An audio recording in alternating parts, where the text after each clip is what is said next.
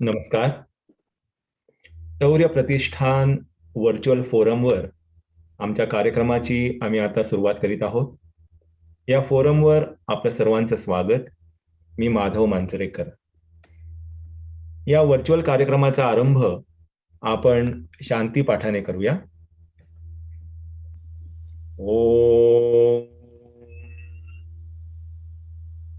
ओम सहनाववतु सहनौ भुनक्तु सह वीर्यं करवावहै तेजस्विनावधीतमस्तु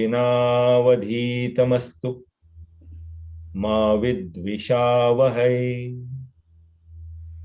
ओम शांति शांति शांति. सहनाववतु, आम्हा सर्वांचे रक्षण हो. सहनौ भुनक्तु, आम्हा सर्वांचे पोषण हो. सहवीर्यम करवावहै, आम्ही सर्व मिळून पराक्रम करो. तेजस्विनावधीतमस्तु, आमचे अध्ययन तेजस्वी हो. मा विद्विषावहै, आम्ही परस्परांचा द्वेष न करो. मंडळी, आपल्याला कदाचित माहिती असेल, शांताबाई शेळके यांचं हे जन्मशताब्दी वर्ष आहे. त्यानिमित्ताने सागर साबळे आणि रत्नाली जाधव पाटील आज सादर करणार आहेत शब्दयात्री शांता शेळके. मंडळी, आपलं भाग्य आहे की आज आपल्यामध्ये श्रीयुत अजय कोष्टी उपस्थित आहेत. अजय सर, नमस्कार. शौर्य प्रतिष्ठानच्या या व्हर्च्युअल फोरमवर आपलं स्वागत. नमस्कार, मी अजय कोष्टी. नमस्कार. अजय सरांचं नातं ते सांगतीलच, आपण उत्सुक आहोत त्यांच्याकडून ऐकायला. सरांच्या आईकडून, त्यांच्या पत्नीकडून, त्यांच्या भावाकडून शांताबाई शेळकेंचं अत्यंत घनिष्ठ असं नातं आहे. तर आपण सागर आणि रत्नालीला त्यांचा हा कार्यक्रम सुरू करायची विनंती करू आणि मग कार्यक्रमाच्या उत्तरार्धामध्ये आपण पुन्हा श्री अजय कोष्टी सरांशी थोडा वेळ गप्पा मारू. तर मी आता सागरला विनंती करतो की त्यांनी आणि रत्नालीनी त्यांचा कार्यक्रम सुरू करावा. सागर.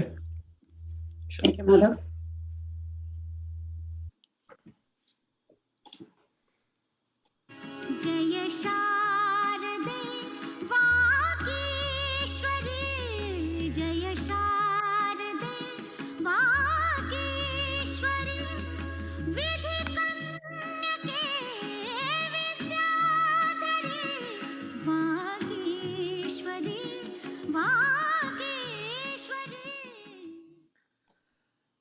नमस्कार श्रोतेहो. तुम्ही मराठी भाषिक असाल तर शांता शेळके लिखित काव्य, गाणं किंवा लेख तुमच्या वाचनात किंवा ऐकण्यात आलेला नाही हे जवळजवळ अशक्य आहे.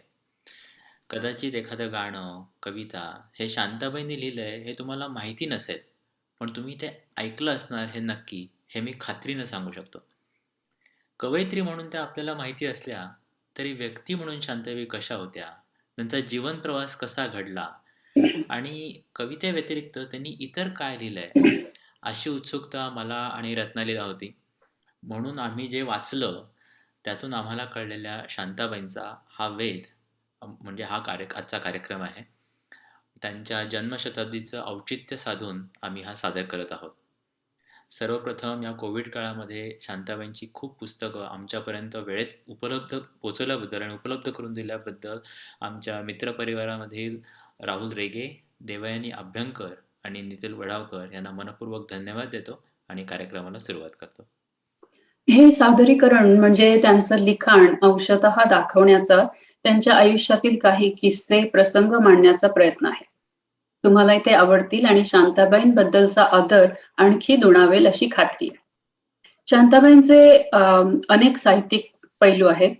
या कार्यक्रमात शांताबाईंच्या लेखनाचा आम्ही 3 अंगांनी वेध घेण्याचा प्रयत्न करतो. ललित लेखन, गीत व काव्य लेखन आणि अनुवादन. त्यांनी लिहिलेलं धूळपाटी हे आठवणींचं पुस्तक या कार्यक्रमासाठी आम्ही प्रामुख्याने वापरलंय. म्हणजे जी माहिती सादर करत आहोत ती केवळ ऐकीव नाही तर शब्दशः खरी आहे. हो, ही फार महत्त्वाची गोष्ट आहे. म्हणजे खाली इंटरनेटवर तुम्ही बघितलं असेल, कुणाची कविता कुणाच्या नावावर येते, तसं आम्ही केलेलं नाही. आम्ही सगळ्या कविता पुस्तकातून घेतलेल्या आहेत या कार्यक्रमासाठी. या कार्यक्रमाला शब्दयात्री शांता शेळके असं शीर्षक दिलं. याचं कारण म्हणजे शांताबाईंचं शब्दांबद्दलचं आतोनात प्रेम. त्या धूळपाटीमधल्या एका लेखात त्या म्हणतात, बालपणापासून मी शब्दांच्या प्रेमात पडले. शब्दांनी नादावून गेले. शब्दांशी खेळत राहिले.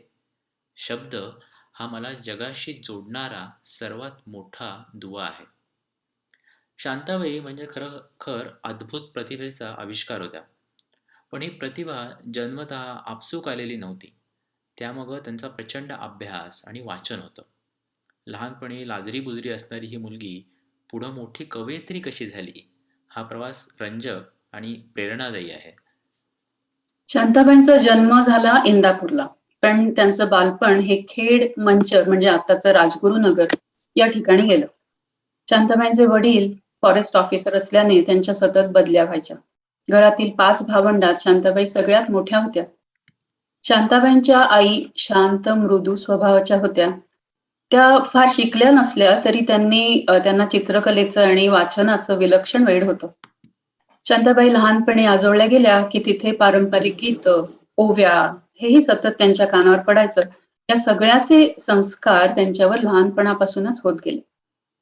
शांताबाई अवघ्या 9 वर्षाच्या असताना म्हणजे 1930 साली त्यांच्या वडिलांचं निधन झालं. मग त्या पुण्याला त्यांच्या काकांकडे राहायला आल्या आणि पुण्यात हुजूर बागेत शिकायला दाखल झाल्या. आणि इथंच अभ्यासाच्या पुस्तकांव्यतिरिक्त अवांतर वाचनाची, कवितेची गोडीही वाढत राहिली. पुण्याला विद्येचं माहेरघर म्हणतात. म्हणजे तेव्हा तरी म्हणायचे. त्यामुळं साहित्याचे सखोल संस्कार त्यांच्यावर पुण्यात झाले. नंतर पुण्यात त्या सर परशुराम भाऊ उर्फ SP कॉलेजमध्ये शिकायला लागल्या. कॉलेजच्या नियतकालिकासाठी त्यांनी पहिला लेख लिहिला आणि त्याचं चक्क श्री म माटेंनी कौतुक केलं. त्यामुळं त्यांना नवीन आत्मविश्वास मिळाला आणि तेव्हापासूनच त्यांच्या लिखाणाची सुरुवात झाली. 1944 मध्ये शांताबाई MA घेऊन संस्कृत संस्कृतहून MA झाल्या. तेव्हा त्यांना तात्यासाहेब केळकर सुवर्ण पदक मिळालं. MA झाल्यावर मग त्यांनी मुंबईला आचार्य यात्रेंकडं समीक्षक मासिकात, नवयुग साप्ताहिकात आणि दैनिक मराठामध्ये काम केलं. विविध प्रकारच्या लेखनाची अनुभव शिदोरी त्यांना तिथंच मिळाली. त्यांचं जीवनचरित्र वाचताना मला विशेष वाटलेली एक गोष्ट नमूद करावीशी वाटते. ती म्हणजे त्या देवांग गोष्टी समाजात जन्माला आल्या होत्या. त्या समाजात मुलींचं शिक्षण फारसं व्हायचं नाही किंवा त्या काळात तरी शिक्षण फारसं नव्हतं. त्यांची आई जेमतेम 4 इयत्ता शिकली होती. अशा परिस्थितीमधून येऊन सुद्धा केवळ मराठीची शब्दांची ओढ होती म्हणून त्या MA पर्यंत शिकल्या, MA झाल्या आणि मराठीमध्ये अत्यंत सुंदर साहित्य निर्मिती केली. भाषेबद्दल, साहित्याबद्दल पराकोटीचं प्रेम असेल तर एखादी व्यक्ती किती सुंदर काम करू शकते याचं हे छान उदाहरण आहे असं मला वाटतं. शिवाय त्यांनी कुठलीच गोष्ट ठरवून अशी केली नाही. त्या महत्वाकांक्षी नव्हत्या. त्यांचा स्वभावच तसा नव्हता. पण आचार्य यात्रे, मामा वरेरकर, भालजी पेंढारकर, मंगेशकर कुटुंबीय या सगळ्यांकडून त्या काही ना काही शिकत राहिल्या आणि त्याबद्दल त्या नेहमी कृतज्ञ राहिल्या. शांताबाईंची लेखन कारकीर्द प्रदीर्घ होती. त्यांच्या 80 वर्षाच्या आयुष्यातील पहिली 20 वर्ष सोडली तर पुढील सुमारे 6 दशकांच्या काळातील त्यांच्या लेखनातून त्यांची जवळपास 100 पुस्तकं प्रकाशित झाली. अनेक पुरस्कार त्यांना मिळाले. साहित्याच्या सगळ्या प्रकारात त्यांनी मुसाफिरी केली. अपवाद फक्त नाटकांचा आणि विनोदी लेखनाचा. ललित लेख, कथा, कादंबऱ्या, व्यक्तिचित्रे, संस्मरणे, कविता तसंच सर्व प्रकारची गीतं, चित्रपट गीतं, नाट्यगीतं, कोळी गीतं, भक्तिगीतं, लावण्या, शिवाय बालगीतं आणि बालकथा अशा सर्व साहित्य प्रकारात त्यांनी विपुल लेखन केलं. शिवाय काही संस्कृत, इंग्लिश, हिंदी, जपानी, चिनी साहित्य अनुवादितही केलं. अर्थात त्यांचे चिनी आणि जपानी कवितांचे अनुवाद हे इंग्रजीतून मराठीत आलेले आहेत. या कार्यक्रमाअंतर्गत आपण पहिला पैलू त्यांचा जो पाहणार आहोत तो म्हणजे ललित लेखिका. त्या SP कॉलेजमध्ये असताना रत्नाकर, यशवंत यासारखी मासिकं जेव्हा प्रसिद्ध व्हायची, त्यातून कथा वाङ्मय प्रामुख्यानं छापून यायचं. तेव्हा त्यांनी लिहिलेल्या काही कथा एकत्र केल्या आणि त्यांचं मुक्ता आणि इतर गोष्टी या नावाने तो कथासंग्रह प्रसिद्ध झाला. शांताबाईंचा हा कथासंग्रह म्हणजे खरं तर खांडेकर, फडके यासारख्या प्रसिद्ध लेखकांचं अनुकरण फक्त होतं. श्री म माटेंनी त्या कथासंग्रहाला प्रस्तावना लिहून त्याचं कौतुक केलं खरं, पण लेखनात जिवंत उत्स्फूर्ततेचा अभाव असल्याचंही त्यांनी परखडपणे सांगितलं. शांताबाई देवांग पोष्टी जातीत जन्माला आल्या. त्या जाती जमातीतील स्वतः पाहिलेली जिवंत अस्सल माणसं, त्यांची जीवनसरणी याचं चित्रण शांताबाईंनी करावं. उगाच समकालीन पांढरपेशा ज्येष्ठ लेखकांचं कृत्रिम अनुकरण त्यांनी करू नये, असं माट्यांनी त्यांना सुचवलं. या सूचनेचा शांताबाईंवर चांगला परिणाम झाला. नंतर स्वतःला अनुभव त्या रसरशीतपणे लिहू शकल्या. त्यांच्या बऱ्याचशा कथा आहेत ना, त्या स्त्रीजीवन विषयक आहेत आणि या स्त्रिया पांढरपेशा स्त्रियांपेक्षा वेगळ्या वाटतात. एकत्र कुटुंब पद्धतीतून होणारी कुचंबणा, कुसमट आणि त्याच वेळेला एकत्र कुटुंब पद्धतीतून मिळणारं संरक्षण हे त्यांच्या कथेतून नेहमी दिसत राहतं. त्यांनी लिहिलेली व्यक्तिचित्रणेही अतिशय सुंदर आहेत. वडीलधारी माणसे आणि नक्षत्रचित्रे या पुस्तकात ती वाचायला मिळतात. त्यातलं एक आहे त्यांच्या आईविषयी. त्या आईला वहिनी म्हणत आणि वडिलांना दादा. आणि त्या व्यक्तिचित्रणातला काही भाग आता रत्नाली वाचणार आहेत.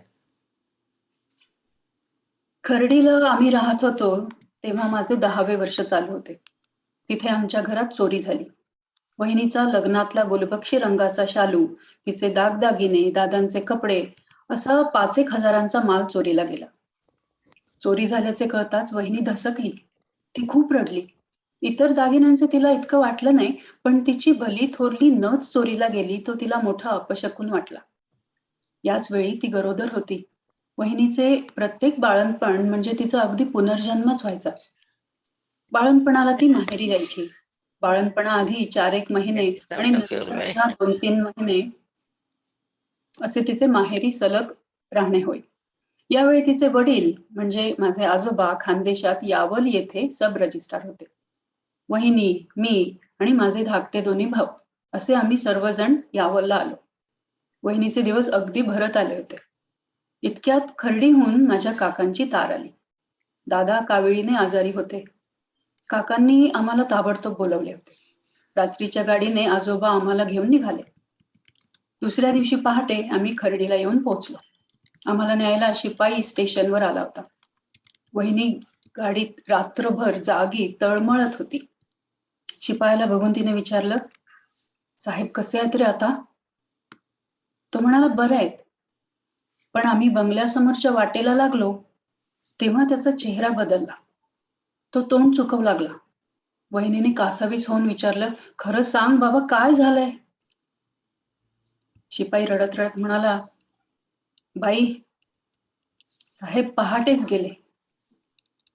विजेने चाटल्यासारखी वहिनी निस्तब्ध झाली. मग ती एकदम मोठ्याने आक्रोश करू लागली. दादांचे दुखणे 4 दिवसातच हाताबाहेर गेले होते. ते गेले तेव्हा माझी आजी, धाकटे काका आणि माहेरपणाला आलेली माझी सोनी आत्या एवढीच माणसे घरात होती. दादांच्या अखेरच्या क्षणी आम्ही कोणीच त्यांच्यापाशी नव्हतो. दादा गेले, वहिनीच्या आयुष्याची दिशाच बदलली. तिने अद्याप तिशी ओलांडली नव्हती आणि इतक्या तरुण वयात नवरा गेलेला, 4 मुले पदरात, 5वे जन्माला येऊ घातलेले. स्वतःच्या घरी मालकिनीच्या रुबाबात राणीसारखे आयुष्य काढणाऱ्या वहिनीला आता दिराचा आसरा घेणं भाग पडलं. दादा गेल्यानंतर माझी आजी, वहिनी आणि आम्ही मुले असे आमचे सगळे लटांबर पुण्याला काकांकडे आले. माझे काका यावेळी BA ची परीक्षा देऊन मामलेदार कचेरीत क्लार्क म्हणून नोकरी करत होते. पुण्याला शुक्रवार पेठेत पालकरांच्या वाड्यात त्यांचे 2 खोल्यांचे बिऱ्हाड होते. काकांचा संसार आटपशीर होता. तिथे आम्ही साऱ्यांनी येऊन गर्दी केली. राहायला भला मोठा बंगला, मागे पुढे बाग, हाताखाली 4-5 नोकर अशा इतमामाची सवय लागलेल्या वहिनीला 2 खोल्यातले हे दाटीवाटीचे वावरणे किती असह्य झाले असेल. पण तिने या बदललेल्या आयुष्याचा समंजसपणे स्वीकार केला. परिस्थितीने दिलेले आव्हान तिने धीराने झेलले. आपल्या वैधव्याच्या दुःखाचा तिने देखावा केला नाही की त्याचे भांडवलही केले नाही. माझी धाकटी बहीण दादा गेल्यानंतर 2-2.5 महिन्यांनी जन्मली. या बाळंतपणासाठी वहिनी खेडला आपल्या माहेरी गेली होती. पण बाळंतपणानंतर ती थोड्याच दिवसात पुण्याला परत आली. बाळंतपणापर्यंत वहिनी घरात तोंड लपवून राहिली होती, पण त्यानंतर तिने कंबर कसली. घरातली तशीच बाहेरचीही कामं करायला सुरुवात केली. पालकरांच्या वाड्यामध्ये चौकात मोठी विहीर होती. तिचं पाणी ओढून बायका तिथे धुणी धुत. वहिनी बादली बादली धुणं घेऊन विहिरीवर धुवायला जाई. घरातला स्वयंपाक तिने आपल्याकडे घेतला. विधवा सासू आणि घरमालकीण धाकटी जाऊ या दोघींपेक्षा आपलाच वाटा कष्टाचा आहे हे वहिनीने ओळखलं. त्या दिवसात तिने काय कामं केली नाहीत. दळणाचा डबा भरून ती गिरणीत तासनतास उभं राहून दळण दळून आणायची. मणामणाच्या डाळी भरडायची. वर्षाचे पापड, लोणची, सांडगे, शेवया करायची. जुन्या लुगड्यांच्या गोधड्या शिवायची. जावेच्या घरी आपण व आपली मुले यांनी ओझं होऊन राहू नये म्हणून पडतील ते कष्ट ती उपसायची. मी तिची सगळ्यात मोठी मुलगी. माझा तिला मोठा आधार वाटत असला पाहिजे. पण मी कधी कधी अगदी वेड्यासारखी वागत असे. एक प्रसंग मला आठवतो. दादांनी माझ्यासाठी एक सुरेख दुलई शिवून घेतली होती.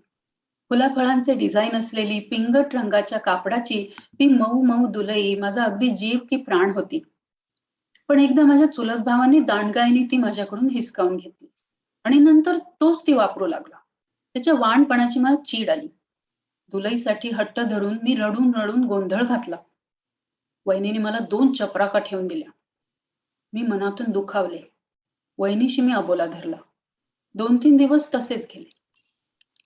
मग एका दुपारी घरात कोणी नाही असं बघून वहिनी माझ्याजवळ आली. तिने मला घट्ट पोटाशी धरले. मी लाथा झाडू लागले. त्यावर बळेच मला कवटाळून माझा मुका घेऊन वहिनी मला म्हणाली, वेडी का तू? आता आपण दुसऱ्याच्या घरी राहतो. पहिल्यासारखं हे पाहिजे ते पाहिजे म्हणून हट्ट धरून कसं चालेल? मी बघ कशी वागते. तू सगळ्या भावंडात मोठी ना, मग तुला जरा कळायला नको कशी मला छळतेस तू. असे आणि अशाच अर्थाचे कितीतरी वहिनी मला समजावून सांगत राहिली. तिच्या परिस्थितीचा थोडा अर्थ त्या दिवशी मला उमगला. या कार्यक्रमाअंतर्गत शांताबाईंचा दुसरा पैलू आपण पाहणार आहोत, तो म्हणजे कवयित्री आणि गीतलेखिका. शांताबाईंच्या अक्षरशः शेकडो कविता आहेत. बऱ्याच त्यातल्या सुप्रसिद्ध आणि सुपरिचित पण आहेत. पण या कार्यक्रमासाठी शक्यतो त्यांच्या थोड्या अपरिचित अशा कविता आम्ही निवडल्या आहेत.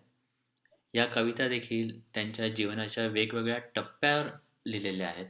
त्यामुळं कवयित्री म्हणून त्यांची अभिव्यक्ती कशी बदलली हे दाखवण्याचा आमचा प्रयत्न आहे. शांताबाईंनी जरी अनेक प्रकारचं लेखन केलं असलं तरी कविता ही त्यांना नेहमीच सगळ्यात जवळची होती. सुरुवातीच्या काळात म्हणजे त्या एस पी कॉलेजला शिकत असताना रविकिरण मंडळातील कवींचा म्हणजे माधव जुलियन, कवी गिरीश, यशवंत, दिवाकर इत्यादींचा त्यांच्यावर प्रचंड पगडा होता. बोरकर, ना. ग. देशपांडे, तांबे हेही त्यांचे आवडते कवी होते. त्यामुळे शांताबाईंची सुरुवातीची कविता ही या सगळ्या कवींचं अनुकरण करणारी होती. माझ्या कवितांच्या जन्मकथा या त्यांच्या लेखात शांताबाईंनी नमूद केलंय की कविता लेखनाची पहिली 5-6 वर्ष त्या कविता करीत असत. कालांतरानं कविता करायची नसते, ती व्हावी लागते याची जाण आली आणि मग मला माझी कविता सापडली असं त्या म्हणतात. त्यांचा पहिला कविता संग्रह वर्षा 1947 साली प्रसिद्ध झाला. गंमत म्हणजे स्वतः शांताबाईच वर्षा आणि नंतरचा रूपसी हे दोन्ही माझे अतिशय वाईट कविता संग्रह म्हणून त्यांचा उल्लेख करतात. त्यांची साहित्यिक दृष्टी कशी विकसित झाली आणि स्वतःवर टीका करायला कशा त्या कचरल्या नाहीत याचं हे द्योतक आहे. पुढे तोच चंद्रमा, गोंधळ, अनोळख, कळ्यांचे दिवस, फुलांच्या राती, जन्मजान्हवी, चित्रगीते, पूर्वसंध्या, इत्यर्थ हे अनेक त्यांचे कविता संग्रह आणि गीतसंग्रह प्रसिद्ध झाले. त्यांची कविता कशी बदलली हे कळावं म्हणून ज्या कालानुक्रमानं त्यांचे कविता संग्रह प्रसिद्ध झाले तोच अनुक्रम आम्ही आमच्या सादरीकरणात ठेवायचा प्रयत्न केलाय. वर्षा या काव्यसंग्रहात एकूण 99 कविता आहेत. त्यातून 2 कविता आम्ही वाचणार आहोत. त्यांच्या या पहिल्या संग्रहातील पहिलीच कविता जिचं शीर्षक आहे मी. माझ्या मते ही खूप महत्वाची कविता आहे. कारण या कवितेत केवळ त्यांचं प्रतिबिंब दिसतं असं नाही, तर त्यांच्या कवितेचं त्यांची कविता कशी आहे हे आपल्याला दिसतं. त्यांच्या कवितेचं बाह्यरूप जरी कालांतराने बदलत गेलं तरी ह्या कवितेत वर्णन केलेला तिचा गाभा मात्र तोच राहिला असं मला वाटतं. शांताबाईंची कविता कशी नाही आणि कशी आहे याचं उत्तर म्हणजे ही कविता आहे. मी. मेघांची पटले भेदुनी गगनोदरी, संचार करी तो गरुड नसे मी परी. मेघांची पटले भेदुनी गगनोदरी, संचार करी तो गरुड नसे मी परी. बहरली जिथे हिरवळीत कोमल फुले, मी फूल पाखरू झुले तिथे चिमुकले. लखलखून उजळी घनतिमिराला अशी, मी विद्युल्लतिका नसे कुणी उर्वशी. ढग एक परी जो दिसतो गगनांगणी, चमकते तयातून इवली मी चांदणी. उद्दाम उधळते सुगंध श्वासातुनी, मी गुलाब कलिका नाही मी मानिनी. लाजुनिया बसते लपून पर्णांतरी, मी साधी भोळी तुळशीची मंजरी. दुधुंबी परी जे आसमंत घुमवीत, ते गंभीर नाही मी सागर गर्जित. नाचतो परी जो कड्यातुनी निर्झर, मी कलरवत्याचा अस्फुट अनमर्मर. द्वेषाचे नाही भयंकर मी तांडव, क्रोधाची नाही ज्वाला मी अभिनव. जे फुले अकारण चिमण्या गालांवरी, त्या हास्यामधली केवळ मी माधुरी. त्या हास्यामधली केवळ मी माधुरी. मी म्हणलं त्याप्रमाणे अगदी सुरुवातीच्या त्यांच्या कवितांवर रविकिरण मंडळातील कवींचा आणि त्यांच्या कवितांचा खूप प्रभाव होता. तो इतका होता की प्रारंभीच्या त्यांच्या कवितांमध्ये मी हा पुरुष असायचा. मी वाचणार आहे ही पुढची दुसरी कविता, ही पण वर्षामधलीच आहे. शार्दूल विक्रीडित वृत्तामधली कविता आहे. ह्याच्यामधला मी पुरुषार्थी आहे आणि बऱ्याच जुन्या काळातली कविता आहे. म्हणजे तेव्हा फोन वगैरे नव्हते, कुठं स्टेटस अपडेट दिसायचं नाही, प्रियकराची प्रेयसीची वाट बघावी लागायची, अशा काळातली कविता आहे. तेव्हा त्या काळात जायचा प्रयत्न करा, म्हणजे ही कविता जास्त ॲप्रिशिएट करू शकाल. आणि या कवितेतून त्यांना वृत्ताचं आकर्षण किती होतं हे देखील आपल्याला कळतं. कवितेचं नाव आहे हे मांडून समोर ग्रंथ. हे मांडून समोर ग्रंथ बसलो अभ्यास हेतू मनी, त्यांच्यातील विचार वैभव परी चित्तान घे वेधुनी. या संध्या समयीच तू प्रतिदिनी येतेस माझ्याकडे, ठावे अध्ययन रमेल मग का मच्चित हे बापुडे. दारी पाऊल वाजता मजग में आलीस तूची सये, दारी पाऊल वाजता मजग में आलीस तूची सये. होतो जीव अधीर आणि वळती दाराकडे नेत्र है. वाटे येई लगे क्षणिरव तुझा कानावरी मंजुळ, पाहुनी परी अन्य कोणी जण मी होतो हृदयी व्याकुळ. एका मागून एक तास निघुनी जाती कसे सत्वर, एका मागुनी एक तास निघुनी जाती कसे सत्वर. जाई वेळ तसे अधिकच सखे, हो खिन्न हे अंतर. लोपे आस हळूहळू भरत असे नैराश्य चित्तामध्ये, तू येणार न निश्चय कळून हे मी आपल्याशी वदे. झाला श्रांत क्षणात भास्कर आता होणार अस्तंगत, झाला श्रांत क्षणात भास्कर आता होणार अस्तंगत. जीव शांत विण्यास या पणगडे कोठे तुझी संगत, जीव शांत विण्यास या पणगडे कोठे तुझी संगत. वा, किती सुंदर. वर्षा आणि रूपसी नंतर तोच चंद्रमा हा त्यांचा गीतसंग्रह 1973 साली प्रकाशित झाला. त्यात त्यांनी चित्रपट, नाटकं, आकाशवाणी इत्यादीसाठी लिहिलेली एकंदर 120 गीतं आहेत, ज्यांची छोटीशी झलक आपण कार्यक्रमात पुढे नंतर ऐकणार आहोत. शांताबाईंचा तिसरा कविता संग्रह गोंदण 1975 साली प्रकाशित झाला. या काव्यसंग्रहापासून त्यांच्या कवितेचं रूप बदललं आणि त्यांची स्वतःची अशी कविता पुढे आली. आपल्या सर्वांच्या आवडत्या पैठणी, खिडकीपाशी एक मुलगी ह्या कविता ह्याच गोंदण संग्रहातल्या आहेत. त्यापैकी काही निवडक कविता आम्ही आता गोंदण मधल्या सादर करतोय. त्यातली आम्हाला अतिशय आवडलेली एक कविता म्हणजे हे एक झाड आहे. हे एक झाड आहे याचे माझे नाते, वाऱ्याची एकच झुळूक दोघांवरून जाते. हे एक झाड आहे याचे माझे नाते, वाऱ्याची एकच झुळूक दोघांवरून जाते. मला आवडतो याच्या फुलांचा वास, वासामधून उमटणारे जाणीव ओले भास. पहिल्यानेच याची मोहरताना फांदी, ठेवली होती बाळगाणी याच्या कटीखांदी.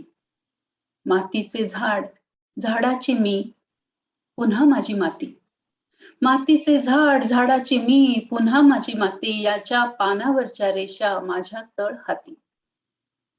ढलपी ढलपी सुटून मुळे झाली सैल.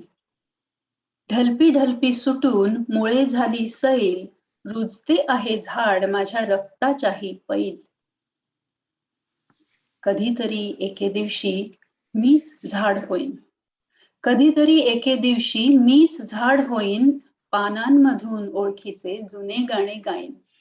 पानांमधून ओळखीचे जुने गाणे गाईन. बऱ्याचदा आपण आपलं आयुष्य विनाकारण खूप अवघड बोजड करून घेतो. इतरांकडून आणि स्वतःकडूनही बाळगलेल्या अवास्तव अपेक्षांचं ओझं जर कमी केलं तर सुखाने जगण्यासाठी खरं तर फार काही लागत नाही. फक्त योग्य दृष्टिकोन असला तर आयुष्य सरळ, साधं, सोपं, हलकं फुलकं, आनंदी, समाधानी होऊ शकतं.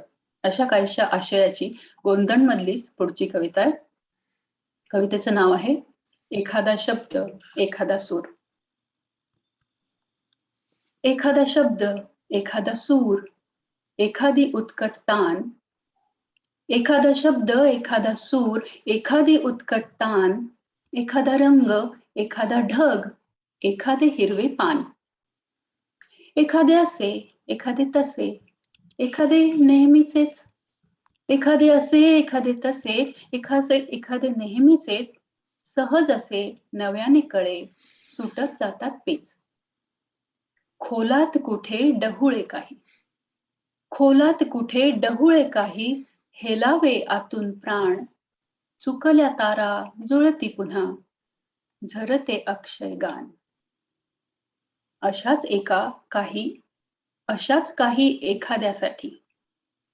काही एखाद्यासाठी निमूट सोसावे सारे.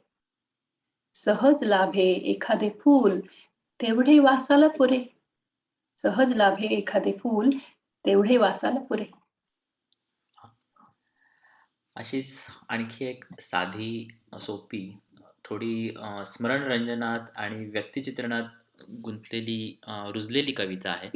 ती म्हणजे आजोबा. सादर करतो.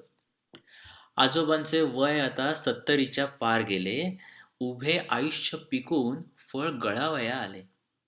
जुना कसदार देह, बळकट अंगकाठी, किती पाहिले भोगले, सांगे भाळावर आठी. रीते घर हिंडताना भिंती पुढे पुढे येती. रीते घर हिंडताना भिंती पुढे पुढे येती. भूते भूतकाळातील फेर धरून नाचती. कधी कातर वेळेला मन उदासी न भुके. धुरकट काचा नाड, दाटे आठवांचे धुके. अलीकडे रात्र रात्र दिव्यामध्ये जळे वात. अलीकडे रात्र रात्र दिव्यामध्ये जळे वात. जागणाऱ्या वार्धक्याला गाथा पोथींची सोबत. सुख दुःखांचा हिशेब वजाबाकी एक झाली. काही हातात ना आले, शून्य शून्यात मिळाली. तरी आजोबांच्या मनी नाही काही खळमळ. साऱ्यांसाठी ओठांवर आशीर्वादच केवळ. संसाराच्या सरणात देह कधीचा घातला. संसाराच्या सरणात देह कधीचा घातला. आता लागलेली आहे ओढ मातीची मातीला. आता लागलेली आहे ओढ मातीची मातीला. सुंदर. यानंतर एक छोटीशी प्रेम कविता. कवितेचं नाव आहे दिशा दिशातून आले. दिशा दिशातून आले रंगगर्द तुझे भास, माझे धपापते उर आणि अपुरता श्वास. दिशा दिशातून आले रंगगर्द तुझे भास, माझे धपापते उर आणि अपुरता श्वास. कणातून कोसळल्या तुझ्या अनिवार्य लाटा, कणातून कोसळल्या तुझ्या अनिवार्य लाटा, मला तळाशी खेचून पाणी उसळते काठा. तुझे अस्तित्व आग्रही, तुझे अस्तित्व आग्रही, कसे सर्वस्वे वेटाळी, ओले घामाने तळवे काही श्वास तुझे भाळी, काही श्वास तुझे भाळी. आता ह्या वाचलेल्या कवितेत प्रेम, जवळीक, आकर्षण ह्या भावनांशी विरोधाभास दाखवणारी ही पुढची कविता ऐका. कवितेचं नाव आहे एकाकी. तुझा आणि तुझ्यासाठी शब्द सारे खोटे, तुझा आणि तुझ्यासाठी शब्द सारे खोटे, खरी फक्त क्वचित कधी बिलगणारी बोटे, खरी फक्त क्वचित कधी बिलगणारी बोटे, बिलगणारी बोटे तीही बिलगून सुद्धा दूर, खोल खोल भुयारात कणणारे सूर, दूर दूरच्या ओसाडीत भटकणारे पाय, दूर दूरच्या ओसाडीत भटकणारे पाय, त्वचेमागील एकाकीपण कधी सरते काय, त्वचेमागील एकाकीपण कधी सरते काय. हा. तर अशा सगळ्या आपल्या वैयक्तिक बऱ्या वाईट भावभावनांचा केवढा मोठा डोलारा आपण उभा करत असतो. खरं तर सर्वसामान्यांची सुखदुःख, अनुभव आणि जीवन प्रवास थोड्याफार प्रमाणात एकाच साच्याचे असतात आणि या वैश्विक पसाऱ्यात ते किती नगण्य असतात याची जाणीव करून देणारी ही पुढची कविता चक्र. जोड पावलांखाली चुरली गवतामधली वाट, जोड पावलांखाली चुरली गवतामधली वाट, गुदमरलेले श्वास, उसासे आलिंगन घनदाट, सळसळणारी मंद पालवी, झुलणारी तरुशाखा, वातावरणावरी रेखिल्या विस्मृत आणाभाका. आयुष्याच्या वळणावरती आठवणी एक एक, आयुष्याच्या वळणावरती आठवणी एक एक, तेवत ठेवून उरात आपण विझून गेले कैक. ठसठसणारे स्पर्श राखता विरघळणारी गात्रे, पुन्हा उमटती उमटून मिटती असंख्य असली चित्रे. किती उमलले गुलाब आणिक किती पाकळ्या गळल्या, किती उमलले गुलाब आणिक किती पाकळ्या गळल्या, दूर कोठल्या आभाळातून किती घनमाला वळल्या, कितीदा भिजली आणिक रुजली मुकी अनामिक नाती, कितीदा भिजली आणिक रुजली मुकी अनामिक नाती, क्षण अंकुरती फुलती सुकती युगे पालटून जाते. द्रुतवेगाने गरगरणारे चक्र एक सोनेरी, द्रुतवेगाने गरगरणारे चक्र एक सोनेरी, अवकाशातून तुकडे उडवी फेरी मागून फेरी, अवकाशातून तुकडे उडवी फेरी मागून फेरी. गोंधळ नंतर 10 वर्षांनी म्हणजे 1985 साली शांताबाईंचा अनोळख हा काव्यसंग्रह प्रकाशित झाला. शांताबाईंच्या कवितेत झालेलं परिवर्तन या संग्रहात खूप स्पष्टपणे जाणवतं. यातल्या बऱ्याच कविता मुक्त छंदातल्याही आहेत. या संग्रहातील पहिली कविता सागर वाचतोय. अनेकांना आवडणारी ही कविता आहे. कवितेचं नाव आहे लोलक. अनेकांना हे माहिती पण असेल कविता लोलक. देवाच्या देवळातून चोरून आणलेला लोलक हरवला माझ्या हातून, देवाच्या देवळातून चोरून आणलेला लोलक हरवला माझ्या हातून, तेव्हा डोळ्यातली फुलपाखरे उडून गेली आणि विझली पाण्याच्या थेंबातली इंद्रफुले. आता गवत नुसतेच हिरवे दिसते, आभाळ नुसतेच निळे, घराघरांना माणसांना फुटतच नाहीत इंद्रधनुष्याच्या रेषा. परवा एक पोर आली उड्या मारीत, हाताचे पंख पसरून डोळे विस्फारून खिदळत मला म्हणाली, गंमत बघ, गवत हिरवे नसते, आभाळ निळे नसते आणि माणसे असतात इंद्रधनुष्याची बनलेली, माहिती आहे तुला? माझा लोलक हिला कुठे सापडला? देवळातल्या झुंबराला किती लोलक आहेत अजून? देवळातल्या झुंबराला किती लोलक आहेत अजून? पुढच्या कवितेचं नाव आहे जीत. माणसाला त्याच्या बलाढ्यतेचा कितीही गर्व असला तरी निसर्गाच्या अफाट पसाऱ्यात त्याची मग्रूर धडपड किती क्षुल्लक आणि अर्थहीन आहे हे सत्य कवयित्रीने येथे अधोरेखित केलंय. जीत. दोन्ही हात उंच उभारून त्याने एक प्रचंड आरोळी ठोकली. दोन्ही हात उंच उभारून त्याने एक प्रचंड आरोळी ठोकली, पण झाडाचे पान हलले नाही की गवताचे पातेही थरथरले नाही. त्याने हातात वारे धरून त्वेषाने पिळवटले, पण ते अलगद निसटून गेले आणि सर्वभर झुळझुळत राहिले. हिरवेगार रान आपल्या मस्तीत झुलत होते. सर्पाकार वळसे उलगडत वेली फोफावल्या होत्या. सरळसोट वृक्ष आभाळाला भिडले होते. रान गवताचा उन्मत्त वास दरवळत होता आणि कुठेतरी धबधबा कोसळत होता. मग त्याने चिडून खाली पाहिले आणि लहानसा प्रतिकार शून्य खडा पायाने ठोकरला आणि जग जिंकल्याच्या आविर्भावात सम्राट गतीने पावले टाकीत तो चालू लागला. आहा.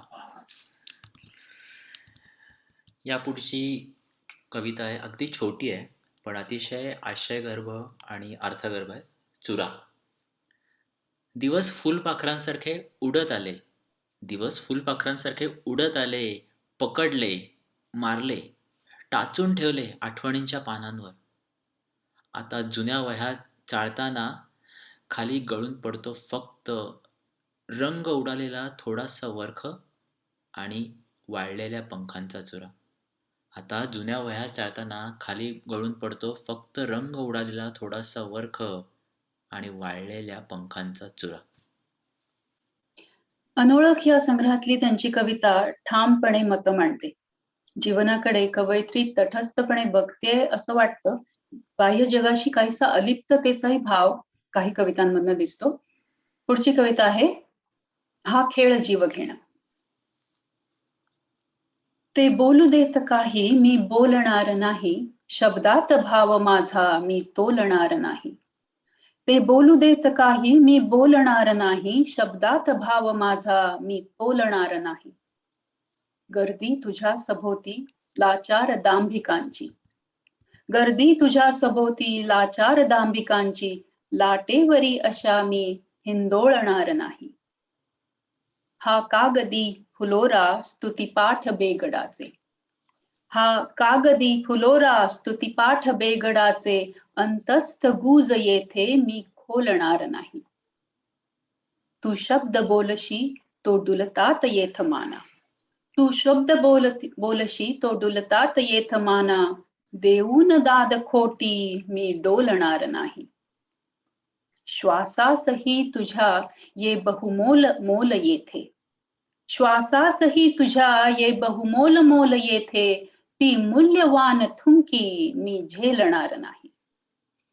गर्दीमध्ये घुसावे खड्ड्यामध्ये फसावे, गर्दीमध्ये घुसावे खड्ड्यामध्ये फसावे, हा खेळ जीव घेणा मी खेळणार नाही, हा खेळ जीव घेणा मी खेळणार नाही.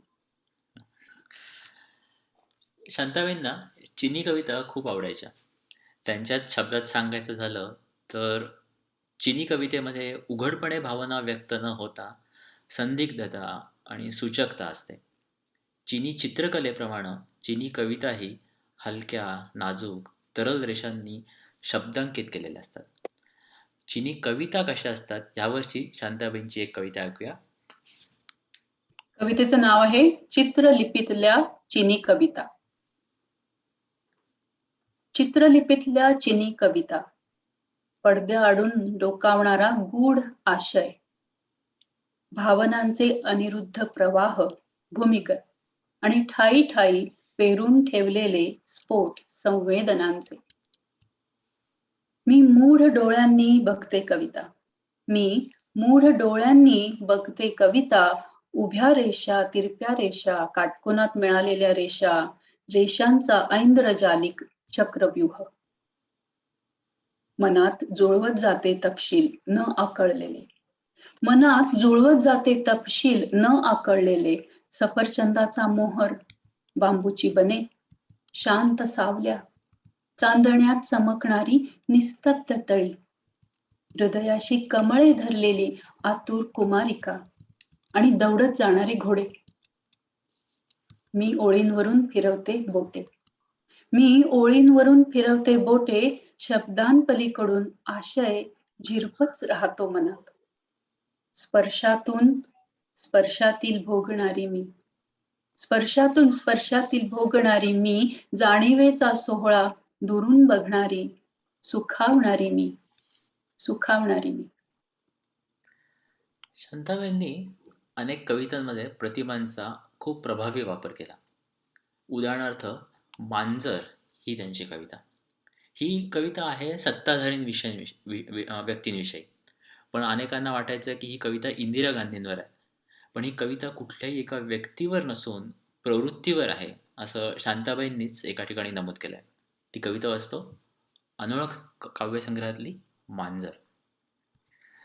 सारी इंद्रिये आवरून अंतर्गत जशी पंजात ओढलेली नखे, ती आहे सर्वात उंचावर बसलेली, स्वस्थ, अलिप्त, रहस्यमय, साऱ्यांपासून दूर, खाली रस्त्यांवर वाहणारा माणसांचा महापूर. ती अत्यंत सुखासीन, सत्वस्थ, पूर्णपणे बुडालेली आपल्याच मऊ तलम केसाळपणात. वरच्या स्तब्धतेखाली आता सर्वभर वीजच वीज आणि डोळ्यावर कातडे ओढणारी निष्पाप नीज. शेपटीचा गोंडा मात्र सावध, जागा, सतर्क, मधूनच उंचावणारा, सजग जाणीवेसारखा. तिच्या डोळ्यांच्या आत पसरलेली असते एक प्रदीर्घ रात्र. गहन, काळीभोर. रात्र केवळ तिच्यासाठी, जिथे आश्वासित असतात खोल गाठीभेटी, छपरांवरची न वाजणारी पावले, न कळणारे संवाद, अनाहत सुखाचे अनाहत नाद. तिचा जबडा उघडतो सावकाश, संथ. रांगेत दिसतात टोकदार सुळे, लाल चटूक काटेरी जीभ. हिरवे चमकदार डोळे क्षणभर किलकिले होतात. ती देते एक प्रदीर्घ जांभई.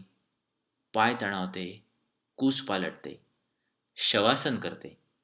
पोटातील तृप्त घुरघुर अवघ्या व्यक्तित्वाला संथ ताल धरते. शांताबाईंनी जशा कविता लिहिल्या तशा अनेक कथाही लिहिल्या. पण या पुढच्या कवितेनूनच त्यांनी एक कथा रेखाटली आहे. कवितेचं नाव आहे पूर. तसे तिचे घर होते किती सुरक्षित दूर आणि विसावले होते संथ श्वसनात उर. तसे तिचे घर होते किती सुरक्षित दूर आणि विसावले होते संथ श्वसनात उर. चार भिंती आड होता तिचा सुस्थिर संसार. चार भिंती आड होता तिचा सुस्थिर संसार. होता पतीच्या बाहूंचा तिला भक्कम आधार. नाही ओलांडला कधी तिने ठाम दारवंठा. नाही ओलांडला कधी तिने ठाम दारवंठा. नाही पाहिला कधीही कालिंदीचा पाणवठा. तरी एका अपरात्री आला घोंगावत पूर. तरी एका अपरात्री आला घोंगावत पूर. तिचे घर वेटाळून गेला फोफावत दूर. घरी हजार दालने आणि खोली आड खोली. घरी हजार दालने आणि खोली आड खोली. 7 कवाडे फोडून धून बासरीची आली. 7 कवाडे फोडून धून बासरीची आली. नाही कळले, नाही तिलाही कळले होता शाप किंवा वर. नाही तिलाही कळले होता शाप किंवा वर. झाले उभ्याचे आडवे तिचे घरंदाज घर. आता पाण्यातून उठे एक निश्वास व्याकुळ. आता पाण्यातून उठे एक निश्वास व्याकुळ. ऐन बुडणारे घर पैल अलभ्य गोकुळ, ऐल बुडणारे घर, पैल अलभ्य गोकुळ. अनोळख नंतर त्यांचा पुढचा कविता संग्रह जन्म जान्हवी 1990 साली प्रकाशित झाला. या कविता संग्रहाला महाराष्ट्र साहित्य परिषदेचा कुसुमाग्रज पुरस्कारही मिळाला. यात एकूण 116 कविता आहेत आणि त्यातल्या आम्ही 2 निवडल्यात सादरीकरणासाठी. पहिली कविता आहे ढळत्या या आयुष्याचे. ढळत्या या आयुष्याचे कसे कोणी माप घ्यावे, भोगा आले निमुट ते माथ्यावर शाप घ्यावे. ढळत्या या आयुष्याचे कसे कोणी माप घ्यावे, भोगा आले निमुट ते माथ्यावर शाप घ्यावे. कधी असून नसावे, कधी नसून असावे, पसरल्या पदरात पुण्य किंवा पाप घ्यावे. जागोजाग आभासांच्या पाणथळी भेटतात, जागोजाग आभासांच्या पाणथळी भेटतात, काळजाला काचणारे बंध जरा फिटतात. दिस ढळतो ढळतो सांज घेरते जीवाला, दिस ढळतो ढळतो सांज घेरते जीवाला, पालटते रंग रंग क्षितिजशी मिटतात. असा ऊन सावलीचा खेळ सारखा चालतो, असा ऊन सावलीचा खेळ सारखा चालतो, फांदी हलता जराशी कवडसा बदलतो. चित्रे उठती मिटती कडा झरती विरती, कुस पालटते पाणी फिका तरंग हालतो, कुस पालटते पाणी फिका तरंग हालतो. ह्या काळात शांताबाईंना मुंबई सोडावं लागलं आणि त्या पुण्यात स्थायिक झाल्या होत्या.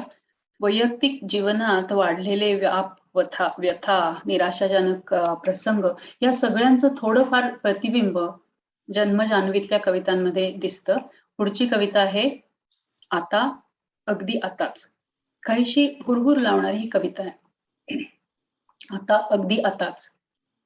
दाटत आलेल्या काळोखात उघडणाऱ्या दाराची करकर फक्त जाणवली, अंधुक सावली आत आली.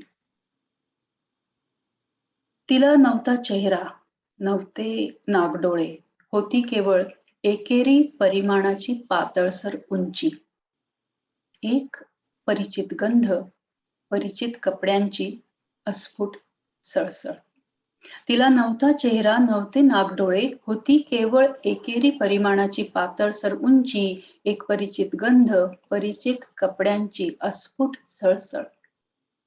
सावली आली तशी परत फिरली, सावली आली तशी परत फिरली, मी जागच्या जागी खेळले. छाती फुटेल अशी धडधड, घुसमटता श्वास, क्षण गोठलेले काळ निश्चल. कितीतरी वेळाने वातावरण विरघळून वाहू लागलं, कितीतरी वेळाने वातावरण विरघळून वाहू लागले. दार कळ फिरवल्यागत उघडून बंद झाले आणि बाहेर दूर जाणाऱ्या पावलांचा अस्पष्ट आवाज. आता अगदी आताच कुणीतरी इथून निघून गेले. जन्म जान्हवीनंतर पूर्व संध्या हा त्यांचा कविता संग्रह 1996 साली प्रकाशित झाला. त्यातल्या काही कविता सादर करतोय. पहिल्या कवितेचं नाव आहे आत्ममग्न. शांताबाईंचा जीवन प्रवास असावा अशी ही कविता वाटते. आत्ममग्न. या सरितेचे पाणी धावे दाही दिशांनी, कुठे आसरा कुठे निवारा कसली नावनिशाणी. वाहत वाहत जावे एक तिला ते ठावे, ओघ खळाळे कधी अडखळे तरी न कुठे थांबावे. अबोल दुःख जगाचे, अबोल दुःख जगाचे रंगाकार ढगांचे, धूसर रेषा गत अभिलाषा थवे विमुक्त खगांचे. क्षण हृदयाशी धरते प्रेम तयांवर करते, क्षणी तुझ्या पण जाते विसरून नवे तिला ये भरते. जाय पुढे मनमानी, जाय पुढे मनमानी तीन कुणास जुमानी, कोसळ पुढती असो न भीती आत्ममग्न अधिराणी. कोसळ पुढती असो न भीती आत्ममग्न अधिराणी. एखाद्या माणसाचा पिंड कितीही स्वच्छंदी असला तरी वाढत्या वयाप्रमाणे होणारे अटळ बदल त्या स्वच्छंदीपणाच्या छटांना काहीसे फिके करतात. अशा काहीशा अर्थाची ही पुढची कविता आहे. कवितेचं नाव आहे उत्कट. इतके उत्कट होऊन आता भागत नाही, अशा वयात कुणी असे वागत नाही. इतके उत्कट होऊन आता भागत नाही, अशा वयात कुणी असे वागत नाही. तसा दिवस समंजस ओठ मिटून घट्ट, जुनी स्वप्ने उबवीत रात्र जागत नाही, इतके उत्कट होऊन आता भागत नाही. नवी फुले पाने रोज नवे गाणे, सुगंधनी सूर काही मागत नाही, इतके उत्कट होऊन आता भागत नाही. मोहरलेली मने गगनगामी झुले, मोहरलेली मने गगनगामी झुले, शिशिराशी वसंत नाते सांगत नाही, इतके उत्कट होऊन आता भागत नाही. एकांताची वेल बहरून येते जरी, एकांताची वेल बहरून येते जरी, ऋतूचे पण नव्या आता स्वागत नाही, इतके उत्कट होऊन आता भागत नाही, अशा वयात कोणी असे वागत नाही. एकदम वेगळी कविता होती. यापुढची जी कविता आहे ती निसर्ग कविता आहे आणि प्रेम कविताही पण आहे. आणि निसर्गावर अतोनात प्रेम करणाऱ्या कवयित्रीच्या तरल संवेदनशील मनाचं हे प्रतिबिंब म्हणता येईल. कवितेचं नाव आहे धृष्ट. कणखर वक्षावर माळाच्या तृप्तपणाने विसावलेली सांज मदालस. कणखर वक्षावर माळाच्या तृप्तपणाने विसावलेली सांज मदालस. इंद्रधनुने नभी उसवली पीतकेशरी निळी जांभळी कमान राजस. एकांताचा भंग न व्हावा म्हणून परतला हलक्या पायी वारा तिथुनी. एकांताचा भंग न व्हावा म्हणून परतला हलक्या पायी वारा तिथुनी. नजर आपुली दूर वळवली गवततुरांनी निळ्या झऱ्यांनी लज्जित होऊनी. श्वास आवरून निवांत झाले, श्वास आवरून निवांत झाले, तिमिरामध्ये मिटू लागले वृक्ष पुराणे. सळसळणाऱ्या फांद्यांनीही पालवीत रोधून ठेवले आपुले गाणे. निश्चल राने निश्चल राई, निश्चल राने निश्चल राई, आभाळाची गहन निळाई. संथ ठिबकता कोण कुणामध्ये बुडते आहे, कुणाव्रताची होते आहे आज सांगता. असा अलौकिक रम्य सोहळा, असा अलौकिक रम्य सोहळा, बघताना ती मिलन वेळा भरले डोळे. असा अलौकिक रम्य सोहळा, बघताना ती मिलन वेळा भरले डोळे. आणि वाटले भलत्या वेळी, आणि वाटले भलत्या वेळी, नको तिथे मी धृष्टपणाने उगाच आले, उगाच आले.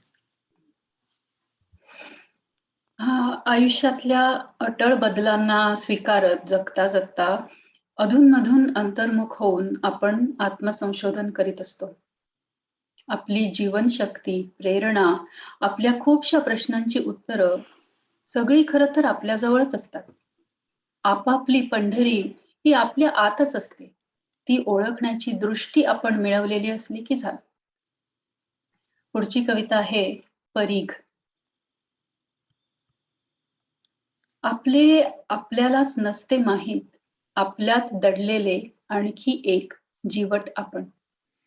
आपले आपल्यालाच नसते माहीत, आपल्यात दडलेले आणखी एक जीवट आपण. कधीही न पत्करणारे पराभव जेव्हा काळोखातही दिसू लागतो, अपराजित प्रकाशाचा संभव. आपले आपल्यातच बुडत जावे, आपले आपल्यातच बुडत जावे, खणत जावे खोल खोल स्वतःला आणि शोधावेत झरे निर्मळ अज्ञात. ज्यांच्या प्रसन्नतेत मनसोक्त नाहून निघावे व्हावे निरामय. ज्यांच्या प्रसन्नतेत मनसोक्त नाहून व्हावे निरामय, निश्चिंत शांत. जगण्याचा वसा जर घेतलेलाच जन्मजात, जगण्याचा वसा जर घेतलेलाच जन्मजात, आता कसे चालेल नाही म्हणून. करीत जायचा विस्तृत परीघ, करीत जायचा विस्तृत परीघ, स्वतःच स्वतःला शतपटीने गुणून, स्वतःच स्वतःला शतपटीने गुणून. मंडळी खूप कविता आहेत.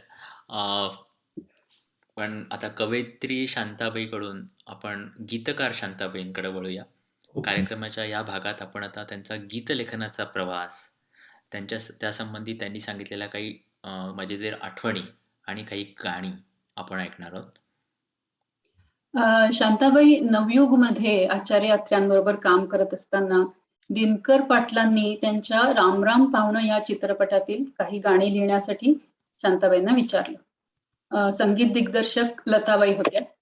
चित्रपट गीतं लिहिण्याचा शांताबाईंना मिळालेली ही पहिलीच संधी. या क्षेत्रातील त्यांच्या वाटचालीला कशी गती मिळाली त्याची एक गमतीदार हकीकत. मामा वरेरकरांकडे त्या लेखनिक म्हणून जायच्या. चिंतामणराव कोल्हटकर हे मामा वरेरकरांचे जवळचे मित्र. ते त्यावेळी मामांचं एक नाटक बसवत होते आणि भालजी पेंढारकरांबरोबर त्यांचं एका चित्रपटाचं कामही चालू होतं. तर कोल्हटकरांनी भालजींना शांताबाईंचं नाव सुचवलं की मुंबईला एक मुलगी आहे, ती कविता वगैरे करते, तिला काव्याची हौस आहे, तिला तुमच्या एखाद्या चित्रपटाची गाणी करायची संधी द्यावी. मग भालजींनी शांताबाईंना कोल्हापूरला येण्यासाठी प्रवासाची तिकीटं पाठवली. त्यांच्या कामाचा मोबदला किती असेल वगैरे सर्व व्यवस्थित पद्धतशीरपणे कळवलं. ती आठवण सांगताना शांताबाई म्हणाल्या, कोल्हापूरच्या आराम हॉटेलमध्ये आमची राहण्याची सोय केली होती. मी तिथं गेले. तिथं छान खाणं पिणं, दिवसातून 10 वेळा चहा, अशी सगळी मजा चालली होती. पण गाणी कुठे सुचतात. स्वराज्याचा शेलेदार या चित्रपटासाठी गाणी लिहायची होती. गाणी काही केल्या सुचेनात. दत्ता डावजेकर संगीत दिग्दर्शक होते. शेवटी शांताबाईंनी त्यांना मदत मागितली. तर ते म्हणाले, अहो मी कसली मदत करणार, तुम्ही काही जरी माझ्या पुढ्यात ठेवलं तरी मी त्याला चाल देईन. अगदी पोस्ट कार्ड आणून दिलं तरी त्याला आम्ही चाल देऊ. तर तुम्हाला सुचेल ते तुम्ही लिहा. मग मात्र शांताबाई हवालदिल झाल्या, अगदी रडकुंडीला आल्या आणि शेवटी भालजींकडे जाऊन त्यांना म्हणाल्या, माझं परतीचं तिकीट काढून द्या, हे काम काही मला जमण्यासारखं नाहीये. तेव्हा भालजींनी त्यांना समजावलं, काय तुम्ही इतक्या धीर सोडला तर कसं होणार, काहीतरी ललला डडडा टटटा असं मनाशी गुणगुणत राहा, त्यातून सुचेल गाणं. आणि नाही सुचलं तर मी आहे, मी करून घेईन तुमच्याकडून. तर अशा तऱ्हेने मग ती गाणी शांताबाईंनी केली आणि तिथून त्यांचा चित्रपट गीत लिहिण्याचा प्रवास सुरू झाला. आणि प्रवास झाला तो काय, किती अफलातून. इतक्या प्रचंड प्रमाणात त्यांनी गाणी लिहिली आहेत की त्या सगळ्या गाण्यांना उजाळा देणं या कार्यक्रमात तर शक्य नाही. पण त्यांच्या काही गाण्यांची आम्ही 2 ध्वनी संकलनं तयार केली आहेत. त्यातल्या पहिल्या ध्वनी संकलनामध्ये काही आरत्या, भक्तिगीतं, स्फूर्तिगीतं आणि बालगीतं समाविष्ट केली आहेत. आपण ऐकूया त्या गाण्यांची एक झलक.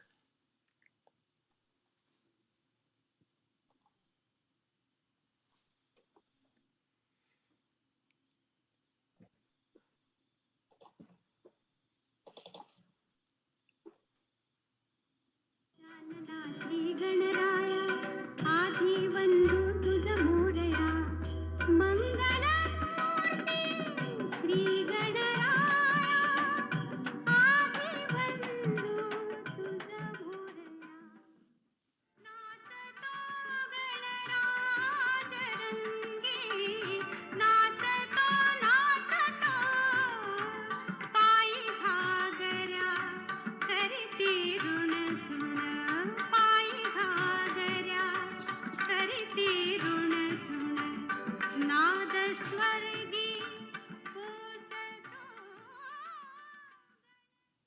मागे उभा मंगेश पुढे उभा मंगेश माझ्याकडे देव माझा पाहतो आहे आज सरे मम एकाकीपण तेजोमय हो अवघे जीवन तेजोमय हो अवघे जीवन तेजोमय हो अवघे जीवन आज सरे मम एकाकी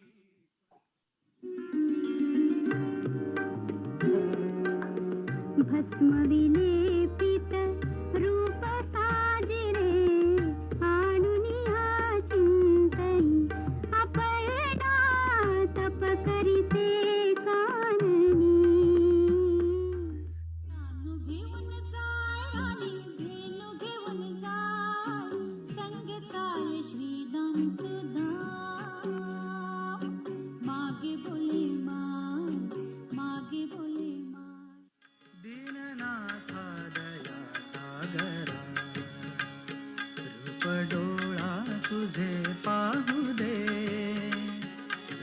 डोळा तुझे पाहू दे, जीव पायी तुझ्या वाहू दे. मराठी पाऊल पडते पुढे, स्वराज्य तोरण तळे गणपती कोपाचे चौघडे.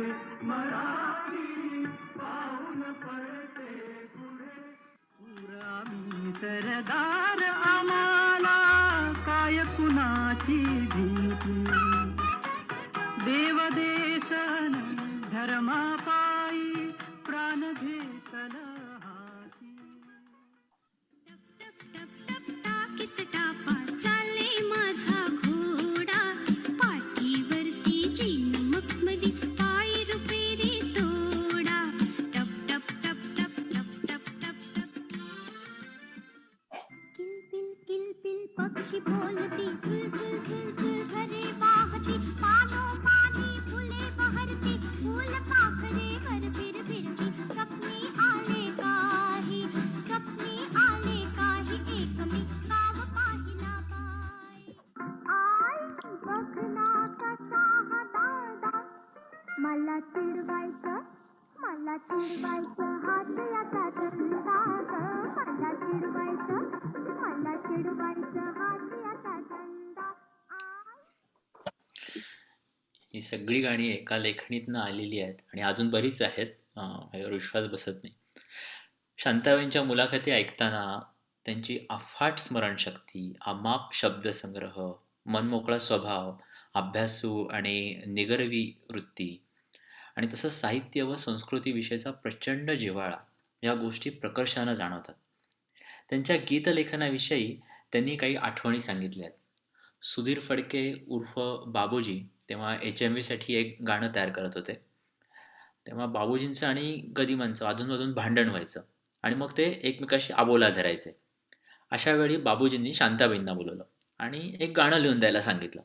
वेळ अगदीच कमी होता कारण तबकडी किंवा त्या काळात त्याला प्लेट म्हणायचे ती काढायची होती. BA ला असताना शिकलेला एक संस्कृत श्लोक शांताबाईंना प्रचंड आवडला होता. तो श्लोक हा असा होता: य कौमारहारा स एव हि वरा या चैत्र चैत्र क्षपाः. अशा ओळीचा श्लोक आहे. हा श्लोक जो आहे तो एका स्त्रीच्या तोंडी आहे आणि ती प्रदीर्घ भेटीनंतर भेटलेल्या प्रियकराला सांगती आहे की सारं काही अगदी तेच आणि तसंच आहे. मीही तीच आहे, तूही तोच आहे, तोच लताकुंज आहे, माझे कौमार्य हरण करणाराही तोच आहेस, तूच आहेस. पण असं सगळं असूनही काहीतरी बदललेलं आहे, हरवलेलं आहे. एका स्त्रीनं व्यक्त केलेला भाव. पण या HMVच्या प्लेटसाठी तरी गाणं बाबूजी म्हणणार होते.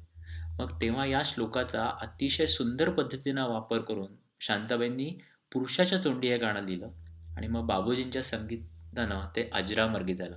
कदाचित तुम्ही ओळखलं असेल. ते गाणं होतं तोच चंद्रमा नभात तीच चैत्र यामिनी. आणि गीतं लिहिताना 2 प्रकार आहेत. मी गीत लिहिलेलं असतं आणि त्याच्यावर कोणीतरी चाल देतं. पण उलटंही होतं, चालीवर गीत लिहिलं जातं. तर चालीवर गीत रचना लिहिणं बऱ्याच कवींना रुचत नाही. शांताबाई मात्र ह्याला अपवाद होत्या. अनेकदा बाबूजी, सलील चौधरी, लताबाई, हृदयनाथ मंगेशकर यांनी त्यांना चाली ऐकवल्या आणि मग त्यावर शांताबाईंनी शब्द गुंफले. त्यांची अनेक लोकप्रिय गाणी ही चालींवर शब्द लिहून मग तयार झालेली आहेत. ही चाल तुरु तुरु उडती केस भुरुभुरू असेल किंवा पुनवेचा चंद्रम आला घरी चांदची किरणं दर्यावरी असेल, अशी कितीतरी गाणी. हृदयनाथांबरोबर लिहिलेली त्यांची कोळी गीतं मात्र त्यांनी अगदी अपघाताने लिहिली. मुळात शांताबाईंनी त्या जेव्हा आचार्य यांच्याकडं नोकरीला आल्या तेव्हा समुद्र पहिल्यांदा पाहिला. त्यामुळे त्यांना कोळी जीवन, त्यांची भाषा ह्याबद्दल काहीच माहिती नव्हतं. त्यांना गीतं लिहिता येईना. तेव्हा हृदयनाथ त्यांच्यावर रागवले आणि म्हणाले, तुम्हाला येत नसेल तर सांगा, मी दुसऱ्या कोणाकडनं तरी लिहून घेतो गाणी ही. हे ऐकल्यावर मात्र त्या अस्वस्थ झाल्या आणि मग त्यांनी कोळ्यांची पारंपरिक गीतं मिळवली आणि वाचायला लागल्या. आणि मग त्यातून त्यांनी मी डोलकर डोलकर डोलकर दर्याचा राजा हे अतिशय लोकप्रिय गीत रचलं. शांताबाई नेहमी म्हणायच्या की कोळी गीतं लोकप्रिय होण्यामागं त्यांच्या शब्दांपेक्षा हृदयनाथांचं संगीत मात्र जास्त महत्त्वाचं आहे. आता शांताबाईंची भावगीतं, कोळी गीतं आणि लावण्या यांची आणखी एक छोटी झलक आपण ऐकूया.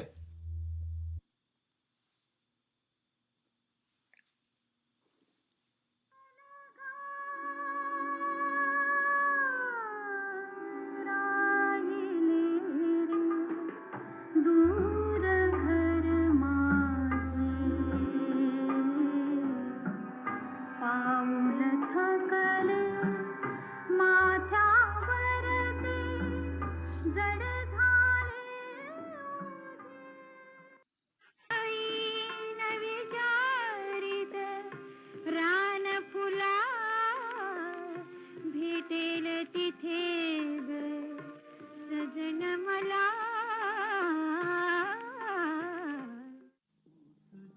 चंद्रमान भात तीच चैत्र यामिनी एकांती मज समीप तीच तूही कामिनी कुणाला आक्रंदकात कोणी मग फुलही रुतावे हा दैवयोग आहे विकल मन आज झुरत असहाय विकल मन आज झुरत असहाय विकल मन आज झुरत असहाय नाही मज चैन क्षण क्षण झुरती नैन पुणा दाटून कंठ येतो ओठात येई गाणे जा आपुल्या घरी तू जा आपुल्या घरी तू जा लाडके सुखाने माझा मालकला शिणू तरीही चालले मला वाट दूर जाते स्वप्नामध्ये गावा माझ्या मनात लागा तेथे असेल ना मानू गुत ढुंगी तुही सारी रे अंग वीज गेले माझे माझे उडली शेलारी रे राजाना कान्हा चिडून पुकारे रे ऐसोरी कोकिला ऋतू हिरवा ऋतू बरवा ऋतू हिरवा ऋतू बरवा पाचूचा वनी रुजवा पाचूचा वनी रुजवा हिरवा मनाच्या धुंदीत लहरीत येना सखे ग साजणी येना जराशी सोडून जनरीत येना सखे ग साजणी येना गणरानी साजना मी कशी तुझ्या सवे मी कशी तुझ्या सवे चुकली वाट रे चुकली वाट रे सांगना काय बाय सांगू कसं सांगू मलाच माझी वाटेला काहीतरी होऊन गेलंय तुरु तुरु उडती केस भुरु भुरु डाव्या डोळ्यावर बट ढळली जशी मावळत्या उन्हात केवड्याच्या बनात नागिण सळसळली शारद सुंदर चंदेरी रात्री स्वप्नांचा झुलत झुला थंड या हवेत घेऊन कवेत साजणा झुला गमला साजणारे भोगणारे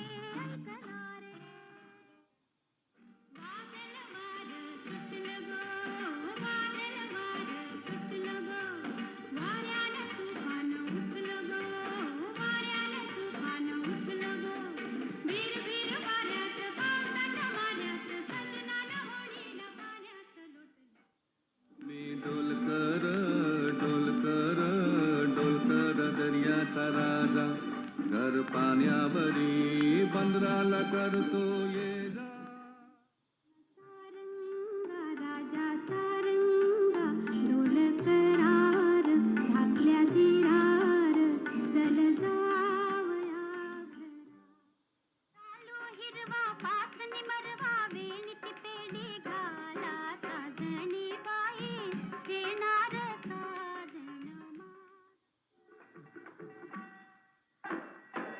रेशमाच्या रेखानी लाल काळ्या धाग्यानी कर्नाटकी कशी दामी काढीला हात नगा लावू माझ्या साडीला. मंडळी, किती ऐकवावी तेवढी गाणी कमीच आहेत. आम्हाला हे सिलेक्शन करायला खूप अवघड होतं, पण खूप प्रचंड प्रमाणात गाणी आहेत. पण आता आपण कार्यक्रमाच्या शेवटच्या आणि तिसऱ्या टप्प्याकडे वळूया. आणि तिसरा टप्पा म्हणजे अनुवादक. शांताबाई अतिशय प्रभावी अनुवादक होत्या. अनुवाद करताना तुमचं दोन्ही भाषांवर प्रभुत्व लागतं आणि मूळ लेखनाचा गाभा तुम्हाला कळावा लागतो, तरच तो तेवढ्या सशक्तपणे अनुवादित करता येतो. आर्थिक स्थैर्य नसताना गरजेपोटी खरं तर त्यांनी हे अनुवादाचं काम सुरू केलं. पण नंतर त्यांनी केलेले अनुवाद लोकांना खूप आवडले आणि अनुवाद करण्यामधलं जे आव्हान आहे ते स्वतः शांताबाईंना फार आवडायचं. सॉमरसेट मॉमची रेझरसेस, हर्मन मेलविलची मोबी डिक, टेनिसी विल्यम्सचं a streetcar named desire या प्रसिद्ध पुस्तकांचे त्यांनी अनुवाद केले. परभाषेतील कवितांचा अनुवाद करणं हे खरं तर एक आव्हान असतं. कारण कवितेच्या अनुवादात नुसता आशय उतरवायचा नसतो, तर कवितेची लय, शब्दरचनेनं येणारं अंतःसंगीत आणि अर्थाचे कंगोरे हे सगळं त्यात यावं लागतं. कुठलीही असते, शब्दाला भावनात्मक अर्थ पण असतो आणि हे सगळं आपल्या भाषेत संक्रमित करणं हे खूपच अवघड काम आहे. परभाषेतील श्रेष्ठ साहित्य कृतींचे अनुवाद करणं ही एका अर्थानं साहित्य सेवा आहेच, पण आपल्या साहित्याला अधिक श्रीमंती आणि समृद्धता ती येते आणि हे काम शांताबाईंनी अतिशय प्रभावीपणे केलंय यात शंका नाही. त्यांच्या संस्कृतमधून मराठीत अनुवादाचं एक अतिशय सुंदर उदाहरण म्हणजे मेघदूत. त्यातल्या एका श्लोकाचा हा अनुवाद आहे. जीवा तापल्या तूच निवविसी म्हणून याचितो मेघा तुझला, धनपती शापे विरह तापल्या निरोप माझा पोचव.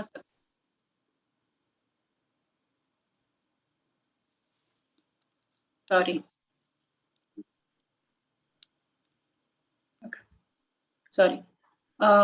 जीवा तापल्या तूच निवविसी म्हणून याचितो मेघा तुझला, धनपती शापे विरह तापल्या निरोप माझा पोचव सखीला. यक्षांची प्रिय अलका नगरी तिथेच आहे तुझला जाणे, शिवमस्तकींच्या चंद्रकलेचे जिथे फुलतसे नित्य चांदणे. त्रिवेणी हा गुलजारांनी निर्माण केलेला कवितेचा एक नवीन आकृतिबंध. हा आकृतिबंध भारतातल्या कुठल्याही भाषांमध्ये कवितेमध्ये नाही. या अल्पाक्षरी कवितेमध्ये पहिल्या 2 ओळीत कविता पूर्ण होते आणि तिसऱ्या काव्यपंक्तीतून मात्र ती वेगळ्या स्तरावर पोहोचते. गुलजारांच्या त्रिवेणींचा शांताबाईंनी मराठीत अनुवाद केला. तो खूप गाजला. दुर्दैवानं त्रिवेणीचं प्रकाशन मात्र शांताबाईंच्या निधनानंतर झालं आणि तो अनुवाद वाचून गुलजारांनी तो अनुवाद शांताबाईंनाच अर्पण केला आणि त्याची ही अर्पण पत्रिका आहे. ही एका उत्तुंग लेखकानं दुसरीला दिलेली जणू सलामीच आहे. नमुना दाखल 2 त्रिवेणी फक्त सादर करतो इथं. च्या डोळ्यांना सांग मोठ्या आवाजात बोलू नका ना माझ्याशी, लोकांना माझे नाव ओळखू यायचे गरजेचे. मी तिसरी ओळ जेव्हा आपण बघतो तेव्हा आपल्याला कळतं की पहिल्या 2 ओळींनी जो सेटअप केला असतो त्यानंतर ती कविता किती प्रचंड बदलते.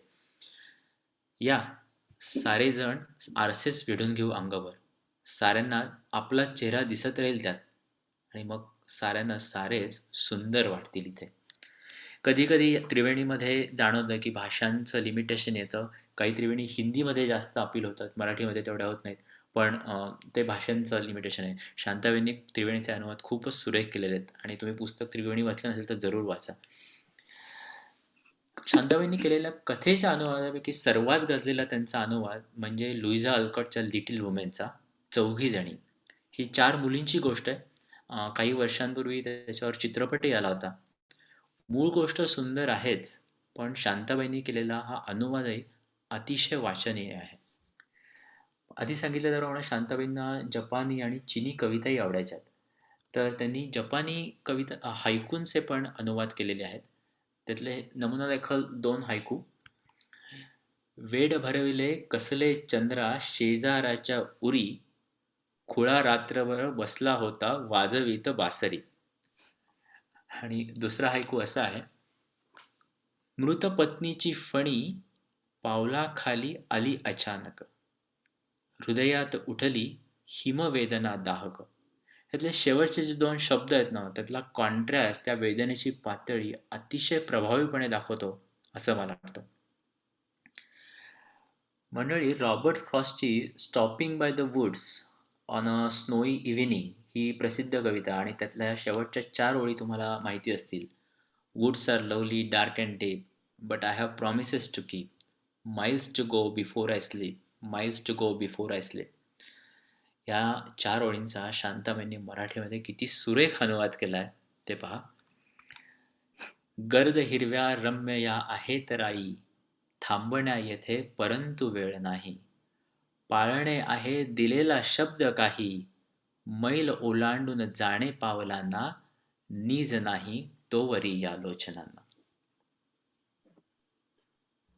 मंडळी, शांताबाईंच्या सगळ्या लिखाणाचा वेध घेणं सगळ्याचा तर या छोट्या कार्यक्रमात शक्य नव्हतं, याची आम्हाला जाणीव आहे. पण हा प्रयत्न तुम्हाला आवडला असेल अशी आशा करतो. आता कार्यक्रमाच्या शेवटी दूरदर्शन सह्याद्री चॅनलवरील एका मुलाखतीत शांताबाईंनी वाचलेली एक कविता सादर करतोय आणि मग आम्ही कार्यक्रम संपवू.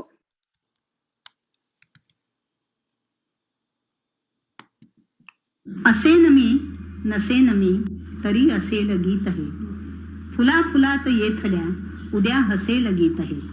असेन मी नसेन मी तरी असेल गीत आहे, फुला फुलात येथल्या उद्या हसेल गीत आहे. हवेत उब भोवती सुवास धुंद दाटले, तसेच काहीसे मनी तुला बघून वाटले. उन्हे जळात हालती तिथे वसेल गीत आहे, फुला फुलात येथल्या उद्या हसेल गीत आहे. स्वये मनात जागते न सूर ताल मागते, स्वये मनात जागते न सूर ताल मागते. अबोल राहुनी स्वतः अबोध गुज सांगते, तृणात फूल पाखरू तसे बसेल गीत आहे, फुला फुलात येथल्या उद्या हसेल गीत आहे. तुला मला न ठाऊके पुन्हा कधी कुठे असू, तुला मला न ठाऊके पुन्हा कधी कुठे असू. निळ्या नभात रेखली नकोस भावना पुसू, उरी भरून राहिले तुला दिसेल गीत आहे, फुला फुलात येथल्या उद्या हसेल गीत आहे.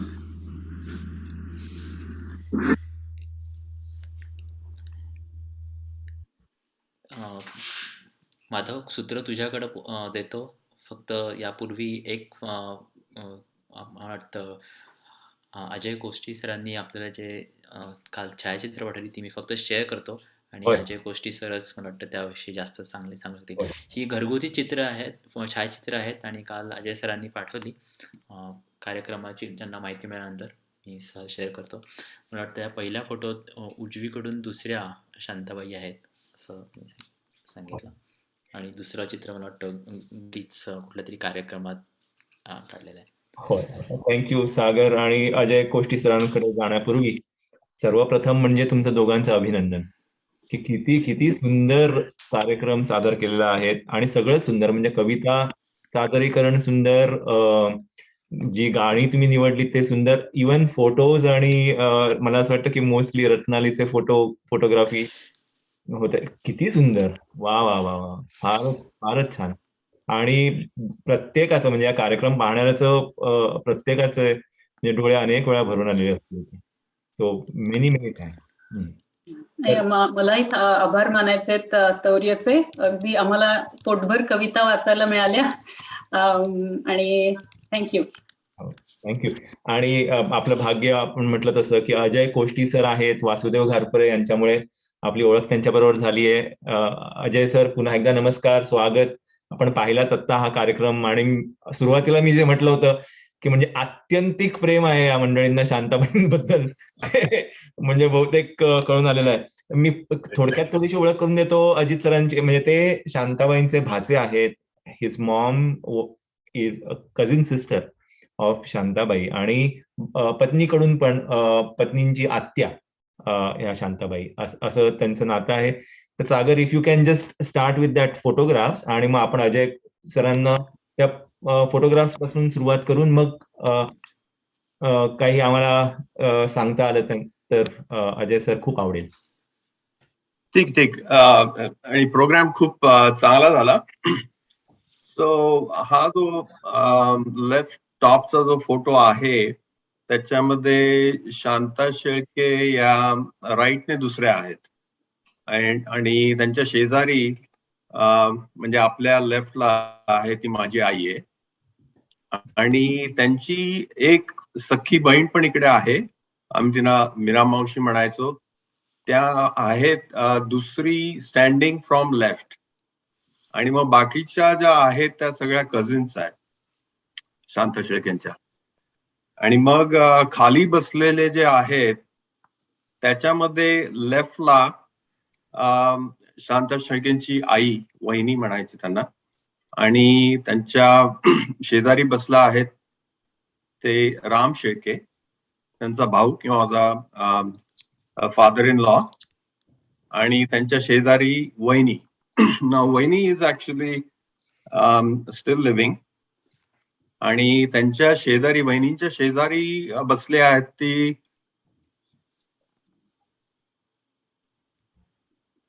अरे तो फोटो अजिबात दिसत नाहीये.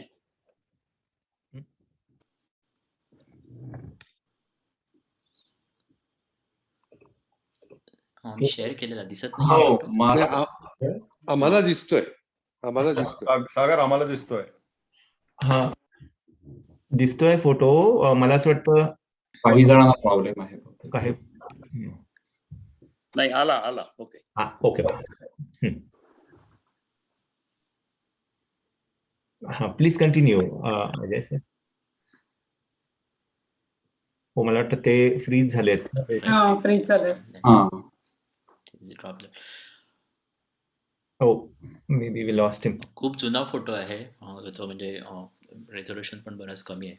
हा, तर मी थोडं ते पुन्हा जॉईन होईस तोवर मी त्यांनी जे पाठवलं होतं त्याच्यावरून मी सांगतो की या आता डावीकडच्या फोटोमध्ये Shanta Shelke is the second from right.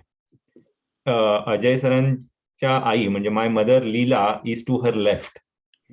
Other standing are cousins and one sister Meera, who is second from the left. Sitting from left are Shantabai's mother and niece, Neeta Shelke, who is his sister-in-law, and Shantabai's brother and my uncle and father-in-law, म्हणजे त्यांचे सासरे Ram Shelke, with Dr. Nirmal Koshti in his lap. तर ते निर्मल कोष्टी हे यांचे बंधू, Nita's mother म्हणजे यांच्या पत्नींच्या आई कुसुम, आणि I am the kid at the right. म्हणजे आता आपण ज्यांना पाहिलं ते लहान असतानाचे त्यांचा तो फोटो आहे. हॅलो. हो, हा, हॅलो. माझं नाव Raju Shelke. Actually I am all Ajay is my brother-in-law, and okay. I can take over if you want. Yes, please. So yeah, what you said was absolutely right. Actually, the person in the middle is my dad, Ram Sherke, and I'll talk about the picture which is on the right now. This is basically taken in my house. I can see that it's probably a good 35 years ago. And my dad is sitting second from the right. Then my grandmother, you can barely see, but you can see my aunt Shanta Atyabai. In our family, we have this habit of calling our aunts like Shanta Atyabai, Mira Atyabai, Suman Atyabai. I don't know, that's how we've been raised, and the way we have all of our names are also very strange. You know, my Ajji was Vaini, my Kaki was Ai, my mother was Kaki. So we have all these relationships really because it's a very close family that we had, and we picked up the way we address people from our cousins, from our uncles and aunts, you know. So it's all very confusing for people probably when we refer to each other, you know. But set aside, so you see my Shanta Devai sitting there and listening to somebody, I guess. And then my cousin sister in the front, Sulba, and then my brother-in-law, Suresh Koshti. So this is kind of a family picture which brings back a lot of memories to me, you know. Yes, yes. And thank you very much to you and to Ajay Koshti for sharing these pictures with us. And I hope you heard our program about Shantabai's poems and songs and such. Yeah, definitely. And I really would like to thank both of you, you know, Ratnali and Sagar, for arranging this, and really brings back a lot of memories. And it's good to see that people still appreciate her work. We are obviously proud that she's my aunt and all that, but at the end of it, you know, the way I feel it, her contribution to literature is something, but the relationship that we have with a person within the family, right? That's also very important. I always feel, you know. So, yes. It feels really good that people appreciate it. Over here also, when I meet people, when they come to realize that she's my aunt, they really look at me differently. But at the end of it, I don't think unfortunately those they gun माझ्यात काय आले नाहीयेत.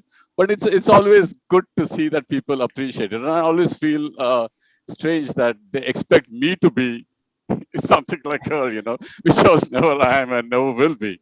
But thanks a lot, you know, for arranging this program. And also, if you could share the recording, that will really help. You know, there are a lot of people over here who would love to listen to this, and I also would like to keep this as a memory, you know. Thank you very much. Sure. If you can share your email with Madhav or me later, or somewhere on the chat, we'll share the recording. It will be available on the YouTube later. Yes. Thank you. Raju. आणि हो, Ajay sir परत join झालेले आहेत. So एखादी काही आठवण किंवा काही सांगता आली शांताबाईंबद्दलचं, तिथून आपण चर्चेला सुरुवात करू. आणि मंडळी आहेत, I am sure there is lot of comments, thoughts, questions from the audience here as well. तुम्ही आता ऐकलंच, राजू पण एकदम भावनाविवश झाला. आम्ही सगळेच होतो ते बोलताना. आणि ऍक्च्युली एक गोष्ट म्हणजे फॅमिली बरोबर अगदी ऑर्डिनरी राहायच्या, त्या वागायच्या. त्यामुळे आम्हाला कधी वाटलं नाही की शी इज सेलिब्रिटी. आणखी काय मला ऍक्च्युअली सांगता येणार. ओके, तर मग आपण let us open the floor for comments, thoughts. आपल्या सगळ्यांना माहितीच आहे मंडळी, when you are not speaking please mute your mic. But any comments, thoughts, आणि I am sure, I mean chat वरती तर भरपूर सारं काय मंडळींनी लिहिलेलं आहे.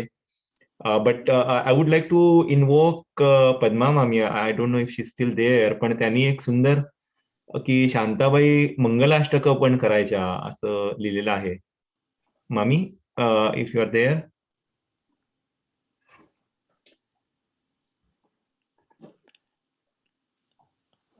आहेत का मला माहित नाही, पण कालच रत्नालीने मी बोलत होतो, मंगलाष्टका ह्या शार्दूल विक्रीडित वृत्तामध्ये असायच्या, आणि शांताबाईंची वृत्त बरीच आवडती होती. त्यातलं शार्दूल विक्रीडित आवडतं वृत्त होतं. त्यामुळं, आणि ऑफकोर्स शब्द म्हणजे शांताबाईंचा शब्दसंग्रह एवढा प्रचंड होता की शब्द सेवेला हजर असायचे त्यांच्या नेहमी. त्यामुळं आय एम नॉट सरप्राईज की त्या खूप छान मंगलाष्टक लिहित असतील.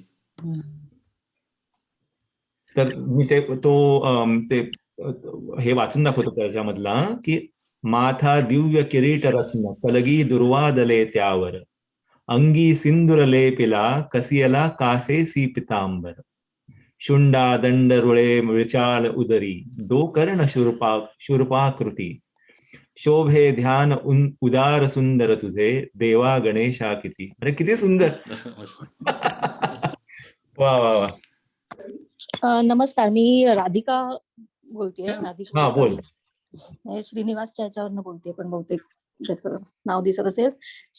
शांताबाई माझ्या मामाकडे म्हणजे गजानन आणि मामी यशोदा भागवत यांच्याकडे बरेचदा राहायला यायच्या मुंबईत असताना. त्यामुळे त्यांच्या बरोबर राहायला म्हणजे माझा राहायचा चान्स मिळाला. त्यांच्या बरोबर अशा गप्पा म्हणजे जेवताना किंवा नुसतं असंच बरेच तास अशा गप्पा मारायला मिळाले. तर मला आठवतं एकदा तू काव्य वेळेच्या आपल्या एका प्रोग्राम मध्ये तू सांगितली होतीस आठवण. मला आता ते मंगलाष्टकांचं ऐकत होते तेव्हा आठवण झाली. माझं लग्न ठरलं होतं तेव्हा शांताबाईंनी सांगितलं होतं की मी तुला मंगलाष्टका लिहून देणार आहे का. त्याची आठवण झाली मला. आणि त्यांनी लिहिलेली. ओके, हा चालेल. Okay, thank you. हॅलो. हा पद्मा मॅम, एकच सेकंद. मला असं वाटतं राधिकाच होऊ देत. आणि ओके, नो प्रॉब्लेम. राधिका नाही प्लीज. झालं. हा बोलू दे मामी. पद्मा मामीला बोलू दे. मी एक आमचे शांताबाईंशी घरगुती संबंध होते.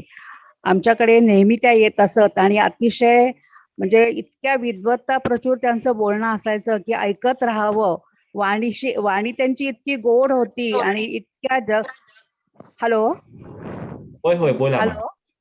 हा, वाणी त्यांची इतकी गोड होती की नुसतं ऐकत राहावं असं वाटायचं. आमच्या घरामध्ये लग्न कोणाचंही असलं की त्या नेहमी ठरलेलं असायचं की त्या आम्हाला मंगलाष्टक तयार करून द्यायच्या आणि ती मंगलाष्टक इतकी सुंदर असायची आणि त्या भाषेची उंची इतकी असायची की खरोखरी ऐकल्या आम्ही निशब्द व्हायचो. इतकं सुंदर असायचं.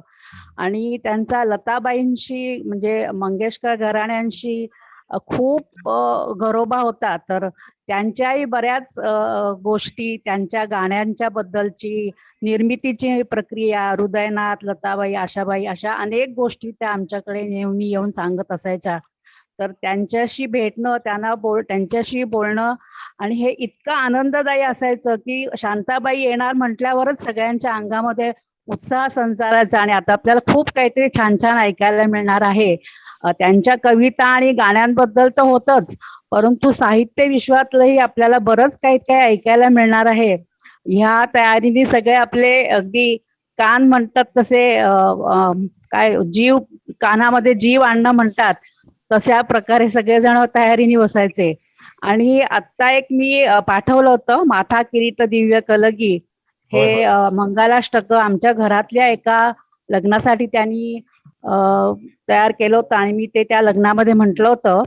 आणि दुसरं असं एक भैरवीमध्ये मी त्यांचं आणखीन एक मंगलाष्टक 4 ओळींचं होतं. ते नुसतं मी सहज म्हणून दाखवते की हा संसार दुस्तर अशी भीती नको अंतरी, मनी प्रेम भाव तुमच्या चिंता नको नंतरी, जोडीने मिळून प्रवास करता ये पावला ना बळ, ये आशीर्वच्या अंतरी उसळूनी हो आपुले मंगल.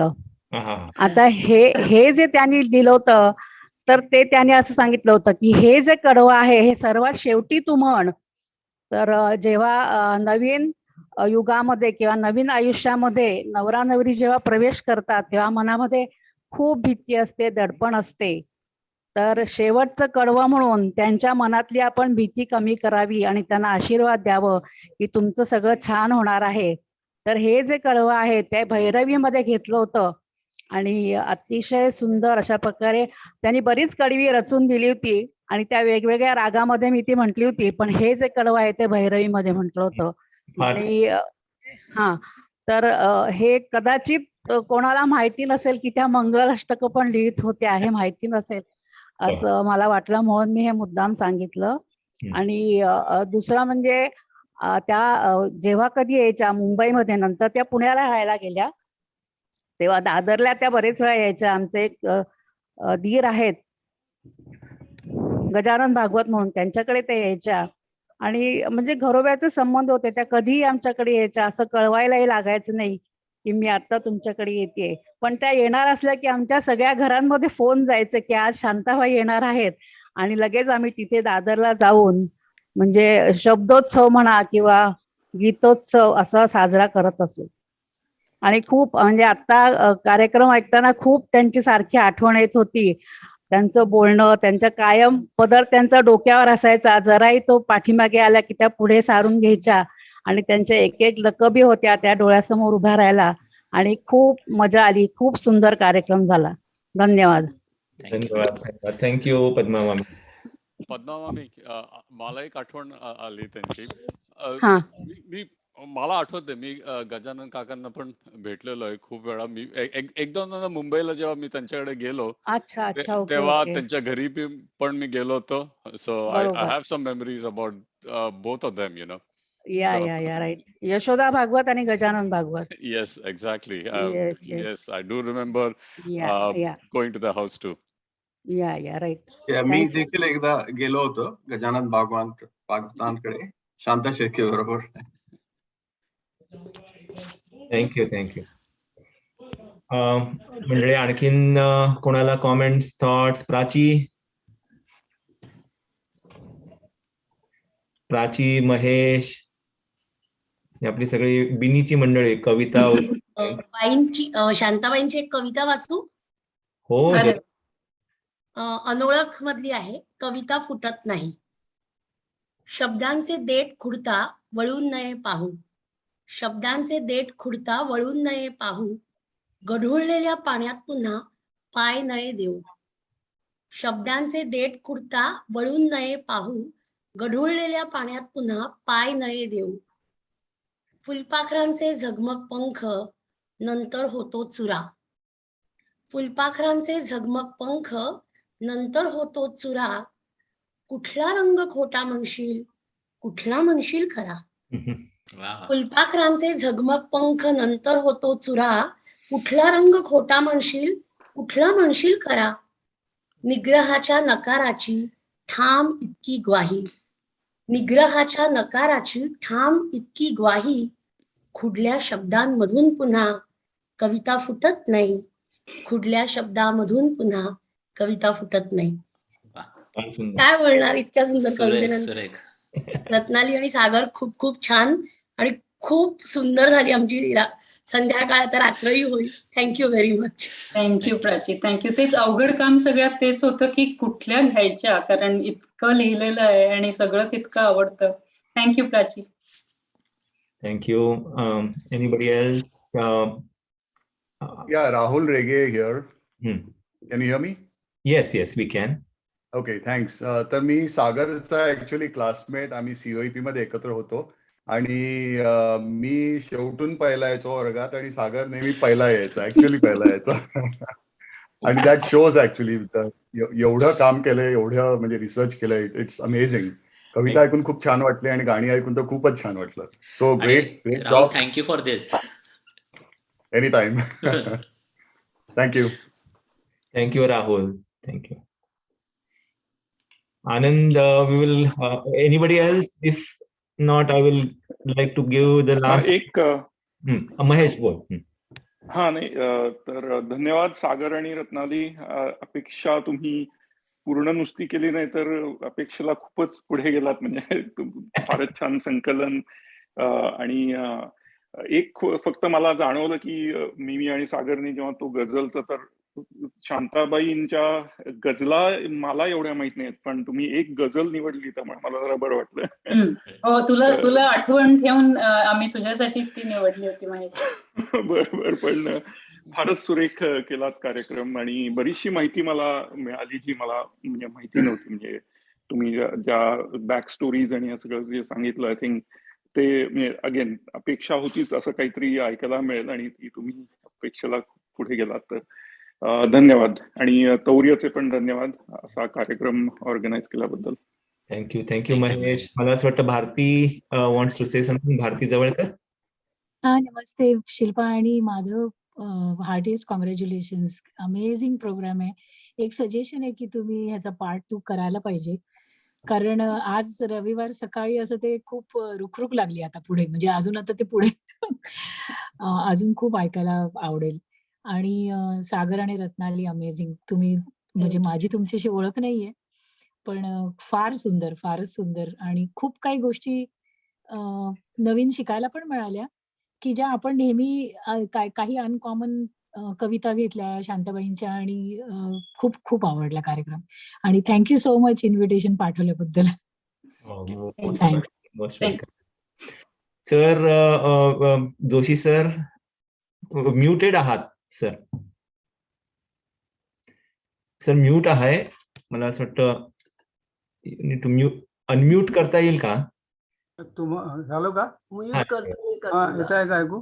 नाही, येत. मला अशा डोक्यात एक असा विचार आला की नामवंत कवी किंवा लेखक यांचं अनुभव विश्व खूप विशाल असतं आणि त्या अनुभव विश्वातल्या त्यांच्या अनुभवावर ते लेखन करतात, असं साधारण आमचं एक आम्ही कुठे म्हणजे वाचतो किंवा असं बोलतो तेव्हा आम्ही ऐकतो. तर मला असं वाटतं की शांताबाई शेळके या अविवाहित होत्या. त्यांनी इतक्या सुंदर कविता की ज्याच्यामध्ये ज्याला रोमॅन्सला मराठी शब्द नाही माझ्याकडे, प्रेमाचे भाव किंवा रोमॅन्स असा भरलेला आहे. तर अशा प्रकारचे अनुभव त्यांना आले असतील का, असा एक माझ्या डोक्यात प्रश्न आला. हा मी म्हणजे अगदी असा गंभीरपणे प्रश्न विचारतो मी. ह्याच्यामध्ये कुठलाही असा हलकेपणाचा भाव नाही आहे. तर तेवढा त्या दृष्टीने तुम्ही त्या प्रश्नाकडे बघा. कुणाला जर काही त्याच्यामध्ये माहिती असली तर. त्याबद्दल काही वाचनात नाही आलं आमच्या. पण त्यांनी अविवाहित राहायचा निर्णय स्वतः घेतला होता. त्या काळामध्ये हा निर्णय घेणं खूप अवघड होतं. त्यामुळं त्यांचे कुटुंबियांशी वाद झाले आणि असा एक रेफरन्स पुस्तकाच्या वाचनामध्ये आला.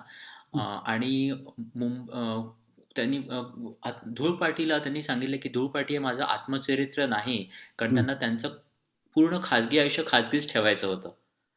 असं त्यांनी नमूद केलं. पण त्यांनी आठवणी म्हणून ते धूळपाटी लिहिलेलं आहे.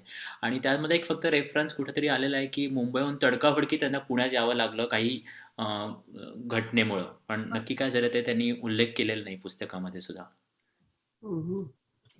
अप्रतिम कार्यक्रम.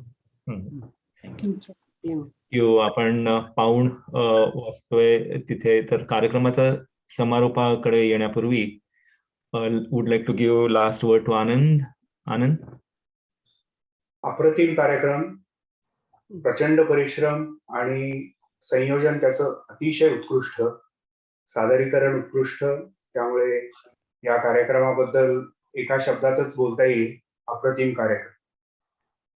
याचबरोबर केवळ या सादरीकरणाबरोबरच मधून मधून चांगली कविता म्हणजे काय याविषयी सादरची टिप्पणी जोडली. ही फार आकर्षक होती, माहितीपर होती. एक कवितेचा प्रवास की मला स्वतःला कविता लिहिता येत नाही, मला ती कविता करायला लागते, तिथपासून ती कविता होते. त्याचबरोबर गीत हे कधी कधी कवितेच्या खालचं असं समजलं जातं, पण त्यामध्येही एक अतिशय सुंदर असा प्रवास त्यांचा हा तुम्ही सबंध अधोरेखित केलात. आणि जसं आता एका श्रोत्याने सांगितलं तसं ही गीतही आणखी आपल्याला ऐकायला आवडतील. परंतु तुम्ही फारच अप्रतिम कार्यक्रम सादर केलात आणि या एका कदाचित आत्ताचे सध्याचे लोक सुद्धा फार लवकर लोकांच्या विस्मरणात जातात. त्यामुळे शांताबाई शेळक्यांच्या विषयी ही माहिती सर्वांना मिळाली. हा माझ्या दृष्टीने एक फार महत्वाचा या कार्यक्रमाचं यश आहे आणखी. आणि आवडेल अशा पद्धतीने ती सगळ्यांना मिळाली. So thank you very much. Thank you Anand. एक फक्त माधव उत्तर देतो. मला वाटतं भारती जवळकरांनी सांगितलं 2 कार्यक्रम करा. रत्नाली आणि मी गमतीनं बोलत होतो की आमच्याकडे एवढं मटेरियल गोळा झालं की म्हणजे आता त्यांचा खरं 100वा वाढदिवस जेव्हा होईल ऑक्टोबरमध्ये, तेव्हा आपण दुसरा कार्यक्रम करूया. तो पुस्तकं ऑलरेडी मागवलेली आहेत भारतातून. बघूया आपण कसं जमतं. येस येस येस, नक्की नक्की. Thank you all. Thank you everybody. Sagar, Ratnali, पुन्हा एकदा म्हणेन फार सुंदर कार्यक्रम केला दोघांनी. फार छान. आनंद आता म्हणाले तसं की, आणि इतकी उत्कृष्ट माहिती आणि आवडेल अशा स्वरूपात तुम्ही ती सादर केलीत. So very very nice. Ajay sir, राजस, सहभागाबद्दल धन्यवाद. खूप छान वाटलं तुम्हाला भेटून. तुम्ही फोटो जे पाठवलेत त्याबद्दल देखील अनेक आभार. Vasudev, thank you for introducing us to Ajay Koshti. आज आपल्या सभासदांना खूप खूप छान ऐकायला पाहायला मिळालं. So without any doubt. तर या सत्राचा समारोप नेहमीप्रमाणे प्रार्थनेने करूया. ओम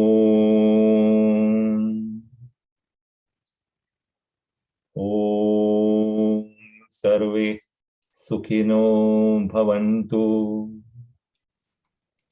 सर्वे सन्तु निरामयः, सर्वे भद्राणि पश्यन्तु, मा कश्चित् दुःखभाग् भवेत्. ओम शांति शांति शांति. नमस्कार. Thank you.